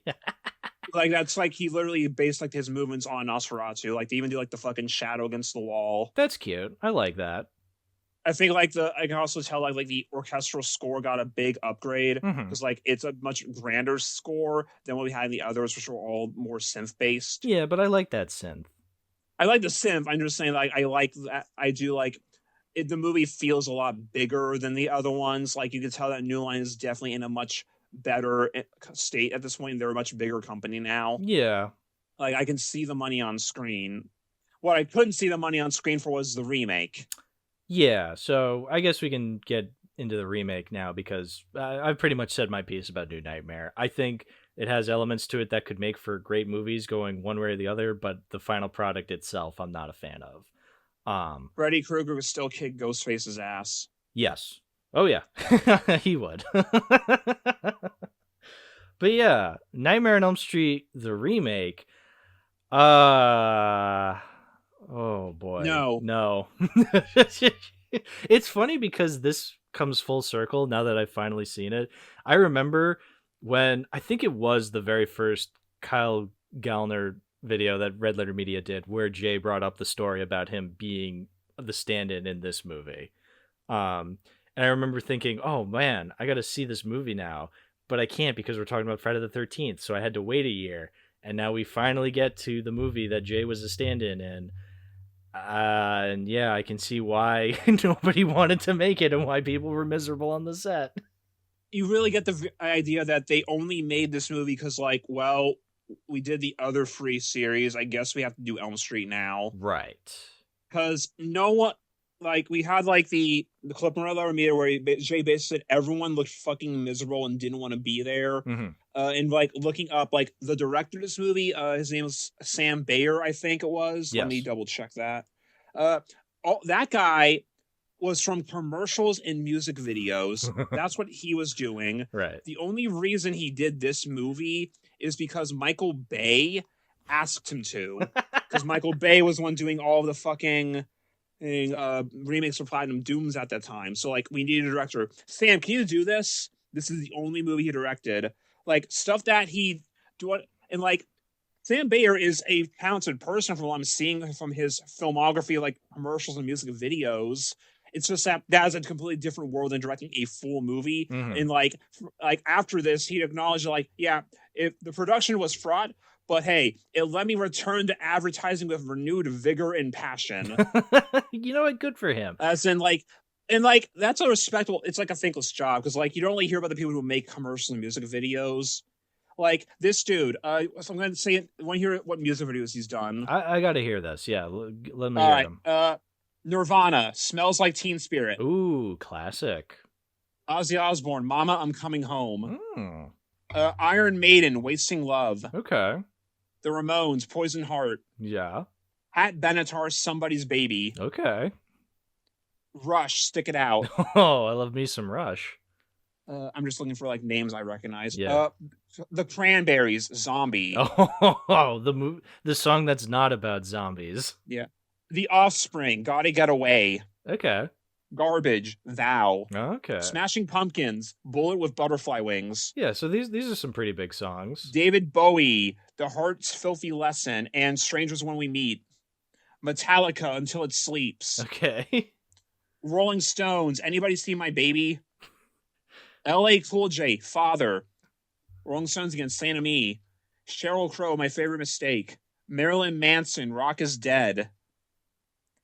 Blink 182, Stay Together for the Kids. Aerosmith, Sunshine. Green Day, American Idiot, Boulevard of Broken Dreams, Holiday, Wake Me Up September Ends, Jesus Suburbia. Holy shit, all the hits. He did Welcome to the Black Parade's music video. Oh, wow. Working Class Hero. He did the fucking Payphone music video for Maroon 5. Nice. Commercials. Like, okay, I don't know if anyone remembers some of these. I gotta hear some of these because commercials, huh? Bud Light, Voodoo, Lucky Chair. I don't remember that. Blue Shield Tough, 7-Up Vendor. Like, the thing with commercials that like it's like a code name. Unless you remember the commercial actively, you're not gonna know. Right. He did a Spice Girls Pepsi commercial. Okay. Like a couple of Coke commercials. Eat Sleep Drink Brazil, Ice Dancer.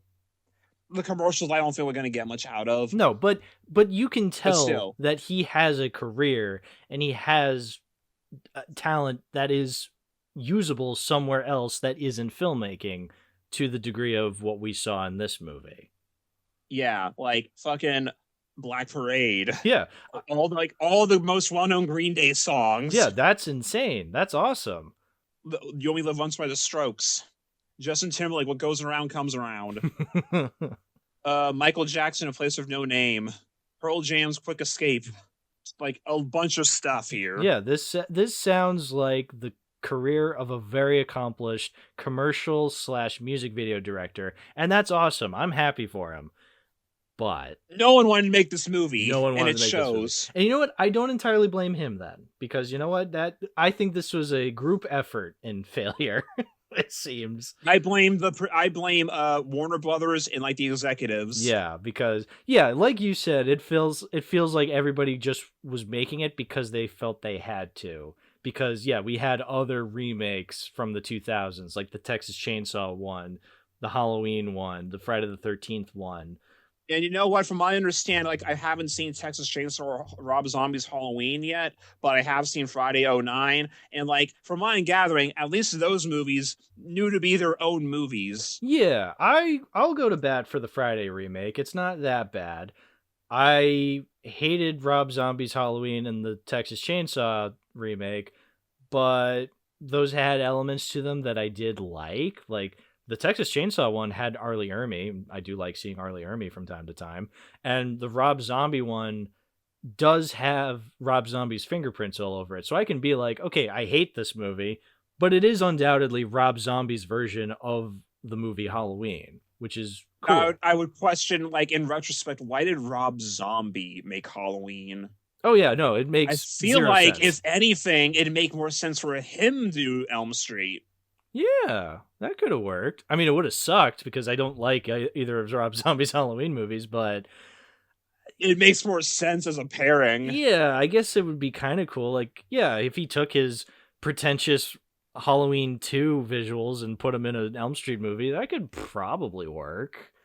Again, it would be awful because I hated his Halloween 2. It's one of the worst movies I've talked about on the podcast, but I don't know. Yeah, it would make a little bit more sense, I guess. You know, food for thought, I guess. So, okay. Half this movie is just trying to do Nightmare 1 again. Yep. and the other half is trying to explain things that didn't need to be explained while also not explaining the things that did need to be explained. Exactly. Yep. It is. It is embarrassing because it is exactly. It is trying to tell the story of the first one, but worse. But worse. Yeah. Way There's worse. no John Saxon character this time. Nope. Clancy Brown shows up for 2 scenes. Oh, he would have been a great replacement for the John Saxon character, Clancy Brown. But yeah, they just utterly waste him. So like we start off at this diner for our first dream sequence and this is one of those movies where like half of the dream sequences are just look like real life, and the other half get a little more creative, but still like the template of it's heightened reality, like Snow and Nancy's room and stuff like that. Yeah, there's like 2 dream sequences I can give credit for. The other is Yeah, they don't also follow consistent dream logic either. No, but it's like we open at this diner. We have the guy, Dean, walking around the diner. He's falling asleep, and then Freddy kills him in the lamest way ever. And it's like, hey, Dean, watch this. When I read your review, like you sent it to me, when it was like, "Hey Dean, watch this," fucking kills him. It's like that I could not stop laughing at that for hours. It was so funny. Yeah, if only the movie was as funny as that. Oh my god, yeah! If he actually said, "Hey Dean, watch this," I would have been like, "Hell yeah, brother!" But he just like kind of like grapples Dean, and I guess Dean stabs himself in real life. I guess, yeah, it's. Ugh. And that's just an excuse to have a character die early in the movie. So then they can get the plot rolling, as it were. So that we can get one of our legendary Elm Street funeral scenes. Yeah. And they still do the thing where like we think this one girl is going to be the main character before Nancy's the actual main character. Except Tina dies very quickly in the original. Yeah. And here she's like in it for like an entire third of the movie before they remember to kill her. Yeah, it just keeps going and going, and it's not. And here's my biggest problem with this movie: the acting is so bad. It is so bad, especially from characters like Nancy, but it is apparent in every single actor. They see it. They are phoning it in. They're phoning it in, and I get it. Everybody did not want to work on this movie, but still, it is so embarrassing. It made me want to fall asleep. It was that bad. Yeah, this is not Scream, the work of the guy who did the award-winning commercial Born of Fire for Chrysler in 2011. Not in the slightest. And I hear Rooney Mara is a good actress.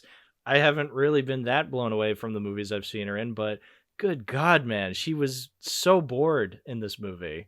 And like, okay, do we want to talk about Freddy in this movie? Yeah, we might as well. We can bring him up now because he is a big part of this movie. Worst makeup. Whoa. Oh, the worst. If Freddy in the original movies was inspired by pizza, this Freddy is pizza. It is. That's an insult to pizza, but yes. It is horrendous, the makeup, because I thought it was CGI a lot of the time because he looks like how the orcs in Peter Jackson's Hobbit trilogy looked like in CGI. They probably did use some CG too. Yeah, but it's and awful. Like the CG in this movie is also just bad overall. It's really bad, and yeah, but no, the face makeup that they use for Freddy in this is so awful because he doesn't change. He doesn't even look burned. Yeah, no, he doesn't look burned, and he doesn't change facial expressions. He has the exact same face. It's literally like, it's literally comparing Mike Myers' Cat in the Hat to Jim Carrey's Grinch, comparing this Freddy with Robert Englund's Freddy. Like, Freddy in the other movies had makeup on and it looked obvious, but Robert Englund was able to still emote. He was still able to emote. You knew exactly what kind of emotion he was feeling, in whatever scene, whether it was anger or complete indifference or laughing. Like, yeah, there was always a different face. Whereas here, Jackie Earle Haley looks the exact same the entire time. I have no understanding of whether he's happy, whether he's trying to joke around, or whether he's trying to be insanely serious. Yeah. He's good when he doesn't have the makeup on and he's Jackie Earle Haley as early pedophile Freddy, I guess. Which that's the other thing. He is just a pedophile originally. He wasn't even a killer. Yeah. Which the movie They changed his backstory completely. They change it completely. And like he tries to run away from town, but the parents chase him into to a factory and blow him up.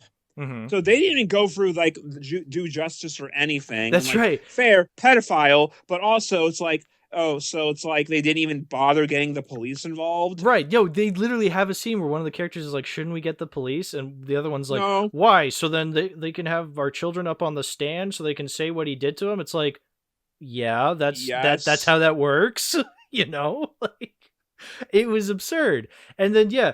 And my thing too is that they try to make it a twist that he's a pedophile because they have the scene later on where they go to his hideout and they find the pictures of Rooney Mara as a child.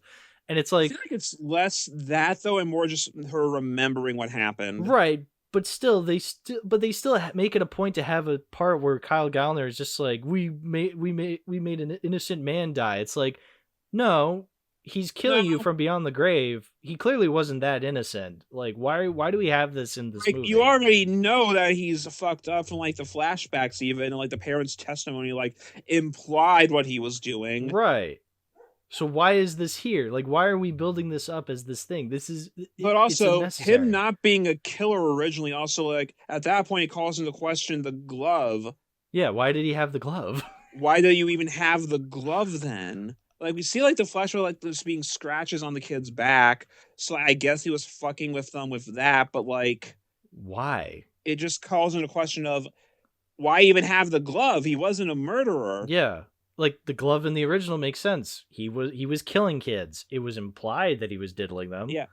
Like, it even shows, like, him making the glove in the intro of the original. Mm-hmm. Like, the only outright confirmation in the original series, like, in part 5, where, like, we see newspaper articles that, like, Mark brings one day, and, like, one does call him a child molester. Yeah. But it's, like, that is, like, a blink and you miss it, and the only actual thing that states that Freddy did in the original is everything else is either subtext or implied. Yeah.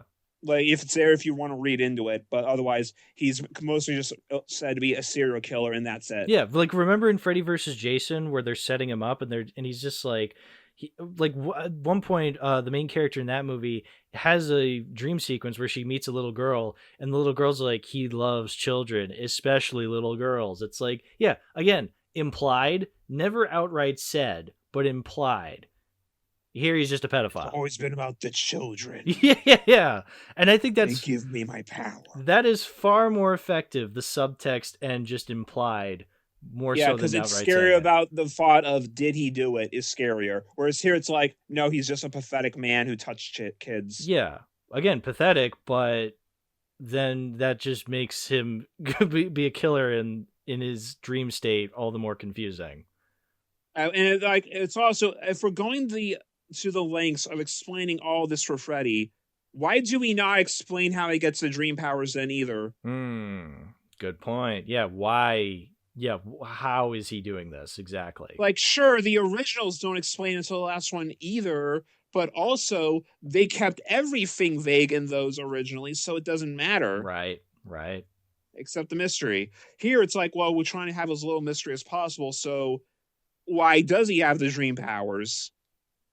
Because he had them in the originals, of course. It's like, no, expand upon that, you know? Like, yeah, if you're gonna go that length, then go all the way. Right, exactly. They don't the explaining things that don't need to be explained and ignoring the things that should be. Yeah. Speaking of not being able to go all the way, the kills in this one are lame. It's like simultaneously like they're a little more bloody in certain ways, but also just lame overall. Because it's like, I think like the most blatant is like in the jail kill. Yes. Whereas the original get the really cool effect of like the rope tying itself around him and like him hanging himself. Whereas here, now he just stabs him. He just stabs him. Like, more blood, sure, there's like a big gush of blood when he does it, but like... It's CGI blood, too. You know? Yeah, it doesn't look very good. No, I'll give him credit. I like the one moment where he's like, did you know that after the heart stops beating, the brain still functions for 7 more minutes? we got 6 minutes of playtime left. So that's what he a good said. line. That's what he said. The makeup is so bad, I didn't understand what he said. I went back like 3 times and I still couldn't understand what he was saying in that scene. It's a cool line. The delivery isn't very good. No, it's not. But like the kills are just kind of lame. Like he just stabs someone. Tina's death, like she gets thrown around like a rag doll. It's so fucking goofy. Mm-hmm. Whereas in the original, she's getting dragged up slowly against the wall, and blood is being like placed everywhere as she's being dragged. Yep. Like sure, it's and like when she falls down, there's like a big splash. Here, it's like she gets thrown down around like a rag doll, and then just like a single slash, and she's dead. And she's just dead. It's like, okay. And like the CG is just not very good. Like the wall scene where Freddy gushes, like comes out of the wall while Nancy's sleeping. Oh, dude. That looks horrible. I was embarrassed by that. I was like, oh no. It's worse than what the other movie looked like 30 years before this. Because like the original movie, it's Robert Englund pressing himself against a thin sheet with careful lining. Yeah. Whereas here it's like there's a snake in the wall and it looks like it's clipping through the floor or something half the time. There's a snake in my wall. Again, like we had the conversation about when did CG stop being impressive, and like I don't think this was ever impressive, but it's like when you do CG badly, it fucking shows. Where it's like a comparison I heard, like the example I heard for what I'm going to say here is with Godzilla. The original films with the suits and the miniature buildings, those look exactly as good today as they did back in the 50s and 60s. Whereas the 98 film may have been impressive for 98. That CG has aged horribly. Yes, yeah. And the CG here has aged horribly, and I don't think it looked good back then either. No. But like, it does not look nearly as good as the effects in the originals. Yeah, and there can be some. I've noticed there can be some charm to the original too. Well, no, I was gonna say there can be some charm to early CGI or bad CGI in something from like the 2000s or late 90s, but yeah, when you start getting into the 2010s, this is literally when CG became 2010 good enough. Yeah, this is just it aged badly. Yeah, no, this does not have that distinction. Some of the original effects have some jink to them. Like you can tell that Freddy's arm is very flat when he drags Johnny Depp into the bed. Yeah. But it's still a really cool scene anyway. Absolutely. That you can forgive it. Yeah, you can forgive a lot more practical effects than you can CGI. Plus, effects. like, they're not putting as much emphasis on his fucking arm there. Whereas here, the Freddy is dead center. They are putting full emphasis on that. Yeah, Freddy like poking his head through the wall is the special effect. That is what you should be focusing on. And if it looks like that, it looks terrible. Yeah. The worst practical effects are still usually going to look better than the worst CG.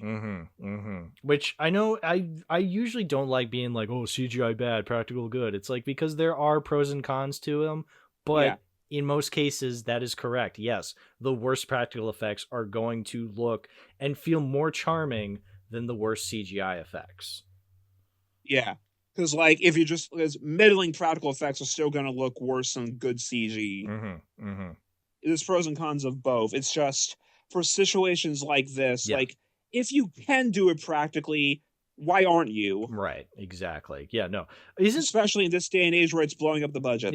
Yeah. Isn't there a scene... Because I remember when watching the Red Letter Media video, when Jay explaining behind the scenes of the movie, there were some shots where it showed like Freddy's head, like somebody's head being split open and Freddy revealing himself. And I don't think that scene ended up in the movie, but it looked like a practical effect from like behind the scenes. But then I don't think we saw that effect in the movie. Do you remember what I'm talking about? For the first movie? For the remake. Oh, for the remake, I don't know. I don't know about that one. There's like a very I always remember like that was a shot that really stuck in my mind, being like, oh, there's going to be a really interesting Freddy reveal where he, like, I don't know, pretends to be one of the kids and just like splits open and it's him. But we never saw that in the remake. So I'm wondering, is this The Thing 2011 situation where they had practical effects? Full thing? I don't know. I didn't really look into the production of this one. Otherwise, I just know people didn't want to make the movie. Yeah, no, that is the main point we want to make, is that nobody wanted to make this movie. Even Jackie Earle Haley, I was thinking about this while watching the movie, because Jay said when he was on set that day and they were talking about the original Elm Street movies, Jackie Earle Haley heard them and made it a point to chime up, being like, "Oh yeah, I saw those movies. They were so shitty." It's like, okay, you don't even care for Freddy Krueger as a character or Elm Street as a franchise, and you're the face of this new version of the franchise. It's like, nobody gives a shit here. Yeah. Like, also, he's wrong. Yeah, out of all horror movies, you're really gonna watch the Elm Street movies and be like, yeah, these are the biggest pieces of shit I've ever seen. Like, consider yourself privileged, man, if these are the worst movies you've ever seen. And then he went on to be in the worst one. I like look at like some of like the production, but I'm not seeing a whole lot. Yeah, because again, I think everything can be explained in nobody wanted to make this. Apparently, like he was wearing actual makeup. It's just they CG'd over it. It didn't look any better. Yeah, I think it looks bad in both cases. He does not look burnt. No. Also, like the voice he's using for it isn't very great either. No, it's trying to be edgy and cool, which works for when Jackie Earle Haley was Rorschach in Watchmen. I think I liked him more in that, but here, this goes back to me being so pro Silly Freddy, and this isn't Silly Freddy. He's occasionally making a joke, but it falls completely flat every time he tries to make a quip or a joke. So, like, when they try to quote the other movies and it's just embarrassing. Oh. Like, the scene where, like, Nancy's running for the hallway and it turns into, like, the goop. Oh, no. And then he's just, and Freddy's just right behind her and goes, "How's that for a wet dream?" Oh, I cringed so hard. I was like, no. Oh, movie. No, it's so bad. Because that's one of my favorite Freddy quips. And the original also makes sense in both ways. Because yeah, he's in a waterbed, but also he was just fantasizing about a naked woman. Yeah. Whereas here, it actually made sense there. Yeah. Whereas here, she just falls in bloody goop. I guess it was kind of a cool effect how it looks like it's the real floor, and then she just falls in. Like, that was cool, but yeah, then it's ultimately ruined. So they've done that in the other movies. Yeah, they've done that better in other movies, exactly. And then it's ultimately ruined with the out of context line there. Yeah, it's bad. Where like they set up the, "Oh God, no, this is God." Where like instead they fuck it up like, "Oh God, no, just me." Like you couldn't even get the line right. Oh God, it's so embarrassing. Yeah, no, this is. There's really not a whole lot I got out of this, even ironically. Like, I tried to find enjoyment out of it, and it's also just so boring. Yeah, no, it is. The pacing is terrible. It's a slog to get through. It's so slow. Yep. All the only attempts to try to be scary are traditional jump scares and scare chords. The music is just barely even there. It's like the most generic horror score you've ever heard. Yep. They only play the actual Elm Street theme once during the opening title. Yeah. During the opening logo for New Line Cinema, they're just like, they play the Elm Street theme. It's like, well, good job, guys. You did the basic. And that's it. And it's like, it just looks so. There's that classic 2010s blue filter. Yeah, absolute classic. It looks nothing like. Yeah, it looks nothing like. It looks nothing like Elm Street. It looks like any other horror film from around that time, which is not a good thing. Like, you look at Elm Street, it's shot so differently. It looks much more different than like the other competition, like Friday or any other slashers. Yeah.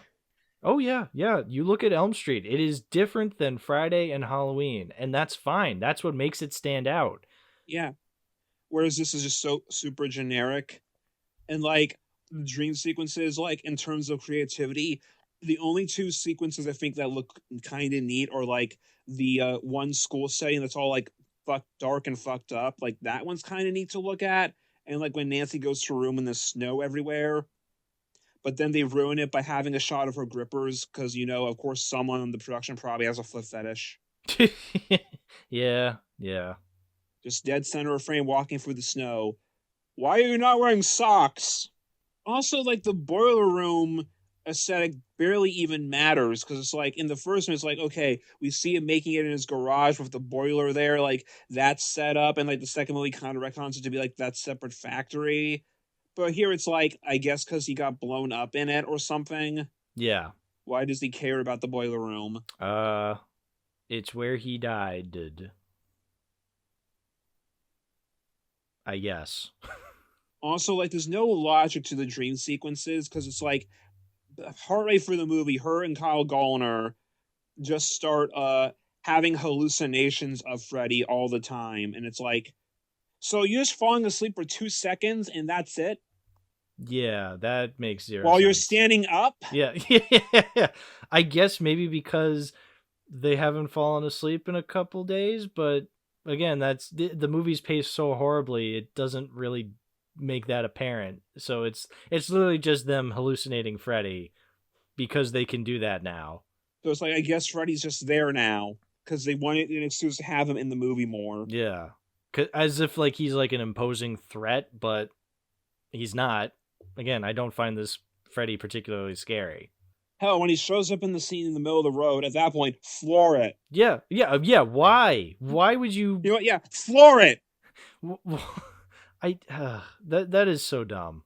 I'm so glad we get to end on a sour note for the series. Yeah, no, this is easily the worst one. It even ends. Even the movie ends in a really weird way. It's really fucking lame because, like, how does she kill Freddy? Okay, first off, her pulling Freddy out of the dream is not set up at all in any way, shape, or form, and is also a complete accident in this scene. Yeah. Whereas in the original, Nancy finds out she can do it at the doctor's office where she accidentally pulls the hat out, and like, we can pull him out. Yeah. So it's a plan at that point to do that. Yeah, they kind of set it up with her ripping the sweater, but I don't even remember that. No, there is a part where she does rip off the sweater, but you're right in that it's not set up as well as the original. Like the original, they make a point.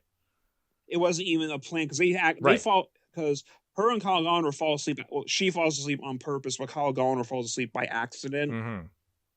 So it's like the fact of the matter that he was able to wake up and pull her out at that exact moment was a complete accident. Yeah. Like, there was no way of knowing that she was going to have Freddy on her grasp at that point. It's a last second thing. Also, there's that brilliant line earlier where, like, he steals the EpiPens and she's like, you can't use those on you. You don't know what it's going to do to you. It's a fucking EpiPen. Do you know what an EpiPen is? They teach you this in school. I guess the writers don't know what an EpiPen is, much like how they don't know what the internet is. They did because they used it correctly, but it's like, Nancy, what do you mean what that's going to do to him? It's an EpiPen. It's a shot of adrenaline. That's what it is. You know what it's going to do to you. It's going to give you adrenaline. Hello. So, like, they pull him out of the dream, and you know how they kill him? They just kind of slit his throat a little. Yeah, because she says, welcome to my world, bitch. Well, yeah, quoting Freddy versus Jason. And that wasn't even that strong of a line in Freddy versus Jason, but here it's even worse. Oh, dude, it makes me appreciate Freddy versus Jason. And in Freddy versus Jason, she decapitates him. Yeah. Here, she just slits his throat. Yeah, and she slits his throat a little, and then he's just done. But then, like, they still get the dream sequence at the end anyway, where he kills the mom for reasons, which was kind of cool, but also horribly CGI because the blades go through her eyes and the blood is obviously CGI. It's like, oh, you could have made this cool, but you didn't. Like, I prefer the dummy in the first movie when Freddy grabs the mom and pulls her into the door window. At that point, it's also set up as that it still could be a dream the whole time because, like, she gets in the car and Freddy's there, and it's just like awkwardly daytime all of a sudden. Yeah. So it's like, oh, it feels like it's still in a dream. Whereas here, it's like, no, there was already a resolution. So why is this happening? Yeah, it makes no sense. It's just for an ending stinger because horror movies gotta have an ending stinger. And even though not all of them do, no, the worst ones do, but you know. Like, okay, there's usually a hint in these movies that Freddy can come back. You know, part 5 kind of like does it both ways. Where like he starts crawling out of Amanda's womb, but like the doors keep closing to seal him in. So it's like it gives you the sense of he's done for now, but will probably come back later. But he's done for now. Right. Part 4, like, actually, I don't think Part 4 has like much of a set. I think it's just the jump rope girls, right? It might just be the jump rope girls, yeah. Because they're in Part 5 too, but like there isn't really a whole thing. There's like the light going on in the diorama in Part 3. Yep. Part 2 has like the bus. Part 1 has the dummy. Part 6 has Freddy explodes and never comes back. Never. Quotations. And then Freddy versus Jason has the wink at the end. Yeah. But like here, it's like, at least there, it's like a very subtle hint. Here, it's like, well, I guess Part 1 isn't very subtle. Right, but you're right in that most of them are subtle, and it's not just like, oh, he could come back, but at least he's done for now. Yeah, here, it feels like it's trying to set up like, oh, I'm coming back, and it's like, well, no, you're not, because they never made another sequel. Because everyone hated this one. Yeah, there is no redeeming qualities to this one. No one was happy about this movie. Nope. I can see why they didn't put it on the Blu-ray. And see, as much as I hate New Nightmare, there are things I appreciate about New Nightmare. This one is not I'll actually great. chime in. I don't think the remake was out yet when this Blu-ray collection first got made. I guess not. I'm trying to... I think this was 2009. The remake's 2010. I don't think it existed yet. I see it says 2012 on here. I feel like this... Maybe it was like a re... I don't know. Yeah, I feel like this was 2012. I feel because it advertises itself as being all 7 original Nightmare films, you know? So I think the remake would have been, well, the remake was obviously made by now. But yeah, I would say I think they just wanted it to be the Robert Englund Nightmare films. Like you can make like your own custom box set for all of them, but also that require owning the remake. Wait, really? Custom? Wait, explain that to me. No, there are people who like will make like custom box sets for movies. Oh. Like I've heard about this guy called Blockbuster box sets on like Etsy who like makes like custom box sets so you can put your own releases of films in and like custom slip covers. Ooh. Like a big box set for all of the Halloween movies where like you put like custom slip covers of all of the movies from like the originals to the Rob Zombie and the new trilogy. So it's all one seamless thing. People do that for things. So like there are like custom ones people will make that you can buy. I'm sure there's like a custom one that has all like now actually I guess the problem there is that the Elm Street Blu-rays only have this collection. It's like the only Elm Street Blu-rays that exist right now are the original movie separately, the 1 through 7 collection, and then the remakes. So I guess like doing it for those would be weird. Yeah. But like there are people who like do it for like other movie series and stuff. That's cool though, at least. But like I guess you could in theory make one that's like a case for like the 1 through 7, like a 2 movie thing for this and then that. There's people who probably have that somewhere. Probably. But also it's just like it's such a disconnected thing that who cares? Yeah, exactly. That's why I'm not sad that it's not part of this, you know, because at least with the Friday box set, even though it does include the remake, which is one of the worst ones, I don't hate the remake of Friday. Like, I'm fine with that movie, so I'm glad that I kept it. Whereas here, I'm glad the remake was not included because that is easily the worst one and easily the one I can see never returning to. So honestly, I'm fine with keeping this Blu-ray collection, even though New Nightmare is on there and I don't like it. Maybe I could give it another chance someday. I've always wanted to give the Scream movies another chance, so, you know, it's not impossible that I would probably revisit New Nightmare someday. No, so it's like, if we're going to like a box set like this anyway, I would still want to have all of the originals in it anyway. Yes. It'd be like, even if I don't like All Monsters Attack, Godzilla's Revenge, if I'm buying a Showa box set, I still want it in there. Sure, yeah. I don't want to be missing anything. Yeah, I feel like by having the 7 originals, I feel like the 7 is a good number because it is just Robert Englund Nightmare on Elm Street movies. Yeah. It is weird that like though because there's 2 main Elm Street collections that you can buy. There's the DVD version and the Blu-ray version. The DVD version actually also includes Freddy vs. Jason. I think I remember that. I think I remember finding it in like Bull Moose one day and almost getting it. Because they still make it. You can. Right. I'm guarantee if you walk into Walmart right now, that DVD set is there. Nice. they give it new slipcovers all the time. You can still buy it. Yeah. It is actively available all the time. Yeah. Well, I don't need that one though because I already have. Because Freddy it's vs. also in the Jason. Friday box set. Yeah. So I think I'm glad that this Nightmare collection doesn't have Freddy vs. Jason.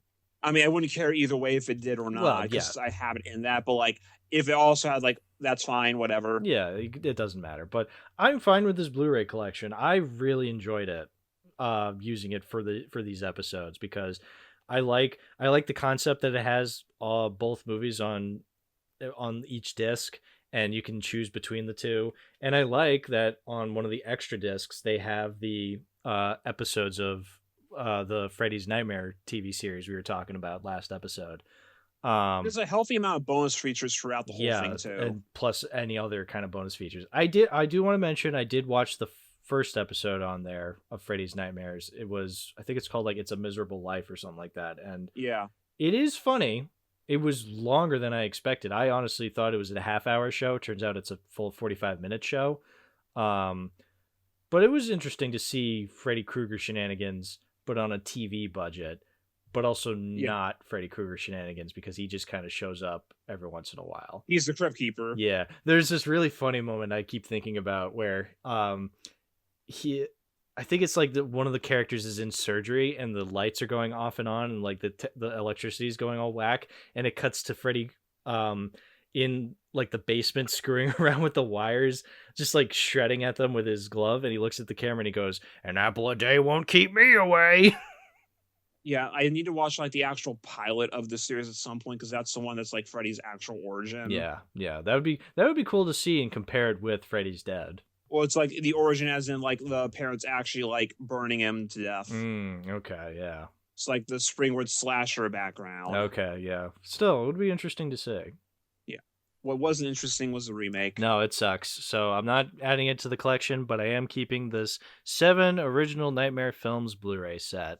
So, and like we have heard that after the first one got the 4K, we got pictures of, I don't know who it was, but someone at Warner Brothers posted pictures like her out on the lot, and the next picture was of Freddy's Dead on a monitor, implying that they're doing a 4K scan of it. Oh, that'd be funny. If they're doing a 4K scan of Freddy's Dead, they're probably doing 4K scans of all of them. Yeah. So it's very likely that within a year or two, we're going to have everything on 4K. That'd be awesome. That'd be cool. Because like I do know that like the Elm Street 4K, it fucking sold. Like those steelbooks are taking forever to ship out because there was just so many orders of them, and like they knew there was going to be a hit too, because like they actually made a straight trailer for the 4K on their YouTube, and it is a 4K that actually translates. It's not one of those James Cameron 4Ks that look like shit. No, like they went to the original camera negative. Good. And like did scans. People got like the test ones in it, and like from what I'm hearing, like on 4K TV, like it actually just looks incredible. That's awesome. So like they actually went the full model for this. The only new content you're getting on the 4K that was on the Blu-ray is that uncut version, because like all the bonus features are the same. Oh yeah, the 9 seconds. Yes, but like at that point, like still for you're getting also the upgraded picture quality still too. Yeah. Because like there is like a big time jump, because like that is a 2012 2014 Blu-ray collection, and like the first one was also released on Blu-ray separately before that. So like that's like a 10-year-old transfer for those. So like 10 years later, a new scan is needed. Absolutely. And like again, if we're getting like all of them, like I don't know if they're gonna do individual releases or a big box set or both, but like it's good that we're finally getting them on 4K. Because Friday is starting to get them now. Yeah. Because like we had the first one for a while, part 2's finally getting it. Arrow is basically confirmed to be doing both Jason Goes to Hell and Jason X. They did the 2009 one on 4K earlier this year. Yes, Friday 2009 already has a 4K. Whereas Nightmare on Elm Street 2010 doesn't. Never will. Never will. That would be great. That would be hilarious if it never does. And we just all collectively forget this movie ever happened. It'd be so funny if Jaws 4 has a 4K and Elm Street 2010 doesn't. Ooh, yeah, the Roaring Shark movie. I'd be down for that. Well, it already has a 4K. But that's what I'm saying, is that Yeah. is that Nightmare never does. Yeah. Yeah. Yeah. Jaws 4 is a better movie than Elm Street 2010, confirmed. Probably is. So that's Elm Street. Yeah, I'm glad I finally watched them. I'm glad I got. You know what? It is now official. I have seen all 3 of the big slasher horror franchises. And compared to Halloween and Friday, how do you feel about Elm Street now with that in the mix? I think moving forward, I'm going to appreciate the highs of Elm Street the most. I still like the Friday movies. I still like the Halloween movies that I liked. But I would definitely say out of all 3 of them, Halloween had the worst movies. Just because. Yeah. Whereas I feel as though Elm Street probably has the best highs, you know? Yeah. Whereas Friday is just a very consistent series, which for better and for worse, depending on who you are. Yeah, I still like because the it Friday also the means 13th that movies. if you, it's just that if it also means that if you're not jiving with Friday, then you're probably not going to get won over by sticking with it. Probably not, which I understand it's not for everybody, but I still like those movies. I had a good time with them last year, but I also had a good time with the Elm Street movies. So I guess, why don't we, before we wrap things up, why don't we go over our rankings of the movies? Because, I mean, we might as well. Might as well. Let me pull mine up, because like I have it in like the overall slasher list. I don't have ones just for Elm Street. Mm-hmm. Yeah. Okay. Bottom. I have 2010. What's your bottom? 2010. Okay. Next, I have part 2. I have New Nightmare at number 8. I mean, based on conversation, that makes sense. Yeah. Then I have part 5. I have part 2 there. Okay. Then I have part 6. Me too, actually. Part 6 is my number 6 as well. Understandable. Then I have New Nightmare. Then I have Freddy vs. Jason. And then after that, I have Privet Gap here, because then after this, I have Silent Night Part 2, Part 3, Part 4, Part 8, Part 2, and then I have finally get the Part 4 for Elm Street is my next one. Yep, Part 4 is my number 4. So I have New Nightmare and then Part 4. Yeah. Yeah. The next one going up, Freddy vs. Jason. I have Part 5 as my 3rd highest. Okay. But I would say 5, 4, and even Freddy vs. Jason and 6, they're kind of all in the same boat in my mind. Even Part 2, I'll even say. Parts 5, 4, Freddy vs. Jason, 6, 2, like that's the ranking. But they're all pretty much in the same boat for me. Yeah. Like they're not like ranked so high amongst each other. After that, I have the original. The original is my number 2 as well. And then I have the Part 3 Dream Wars at number 1, which we've probably already established. Yeah, Part 3 is easily the best one. It is so much fun. Actually, I have another number 1. The Simpsons episode, Nightmare on Evergreen Terrace, the segment on Treehouse of Horror. That's my number 1 Nightmare on Elm Street movie. With groundskeeper Willie using the fucking giant rake. Dude, have you seen it? It is one of the funniest Treehouse segments. I was shocked. He just gets burnt alive for like 5 minutes straight and just walks up to everyone else like, "You fuckers!" It has some of the just best lines. Lecturing them while his skin, like he's on fire and his skin falling off. He's just lecturing Homer. I don't like the idea of Milhouse having 2 spaghetti meals in one day. Oh, lousy Smarch weather. It is one of the best Treehouse of Horror segments. It is so good. And it's also a decent Elm Street story, I'd say. It's also better than the 2010 remake. I agree. Hard agree. It is so much better than... Yeah, everybody go out and watch Nightmare on Evergreen Terrace. It is so good. One of the best Treehouse of Horror segments ever. And that's saying a lot because they have some real bangers.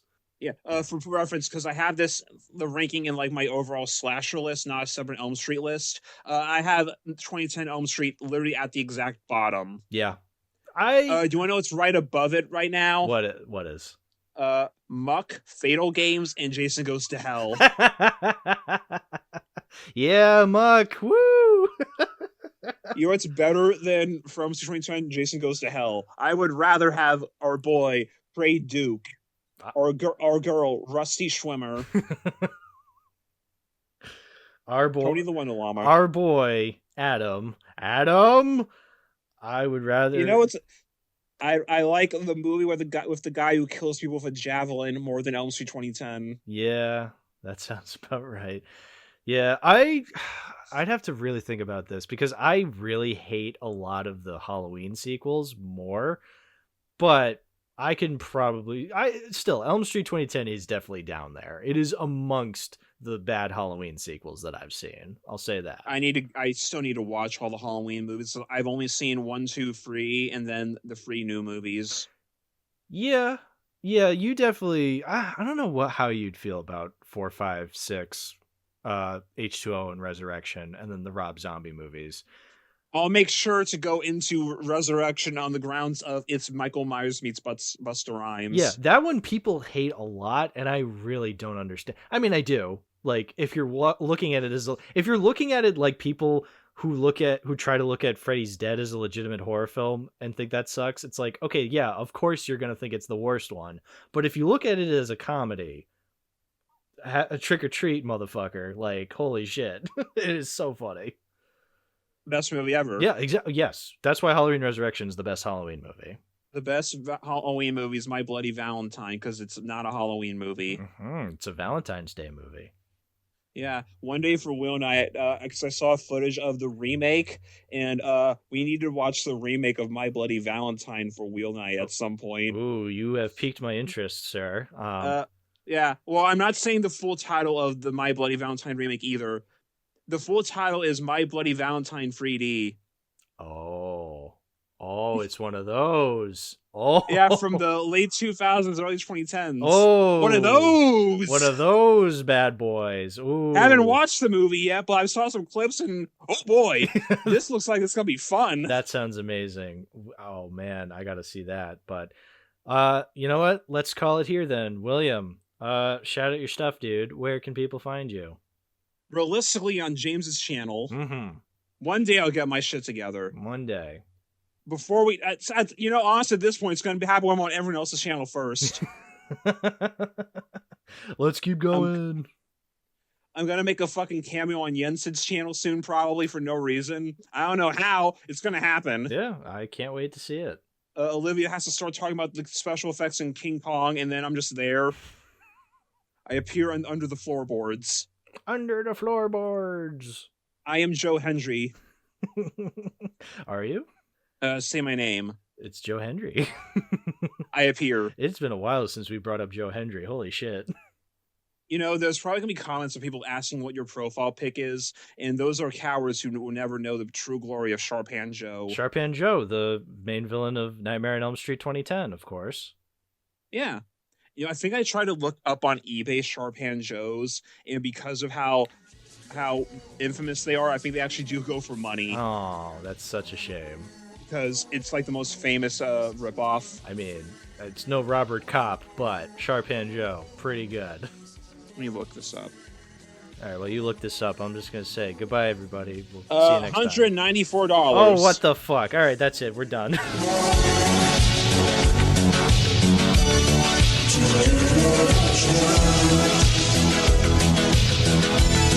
Just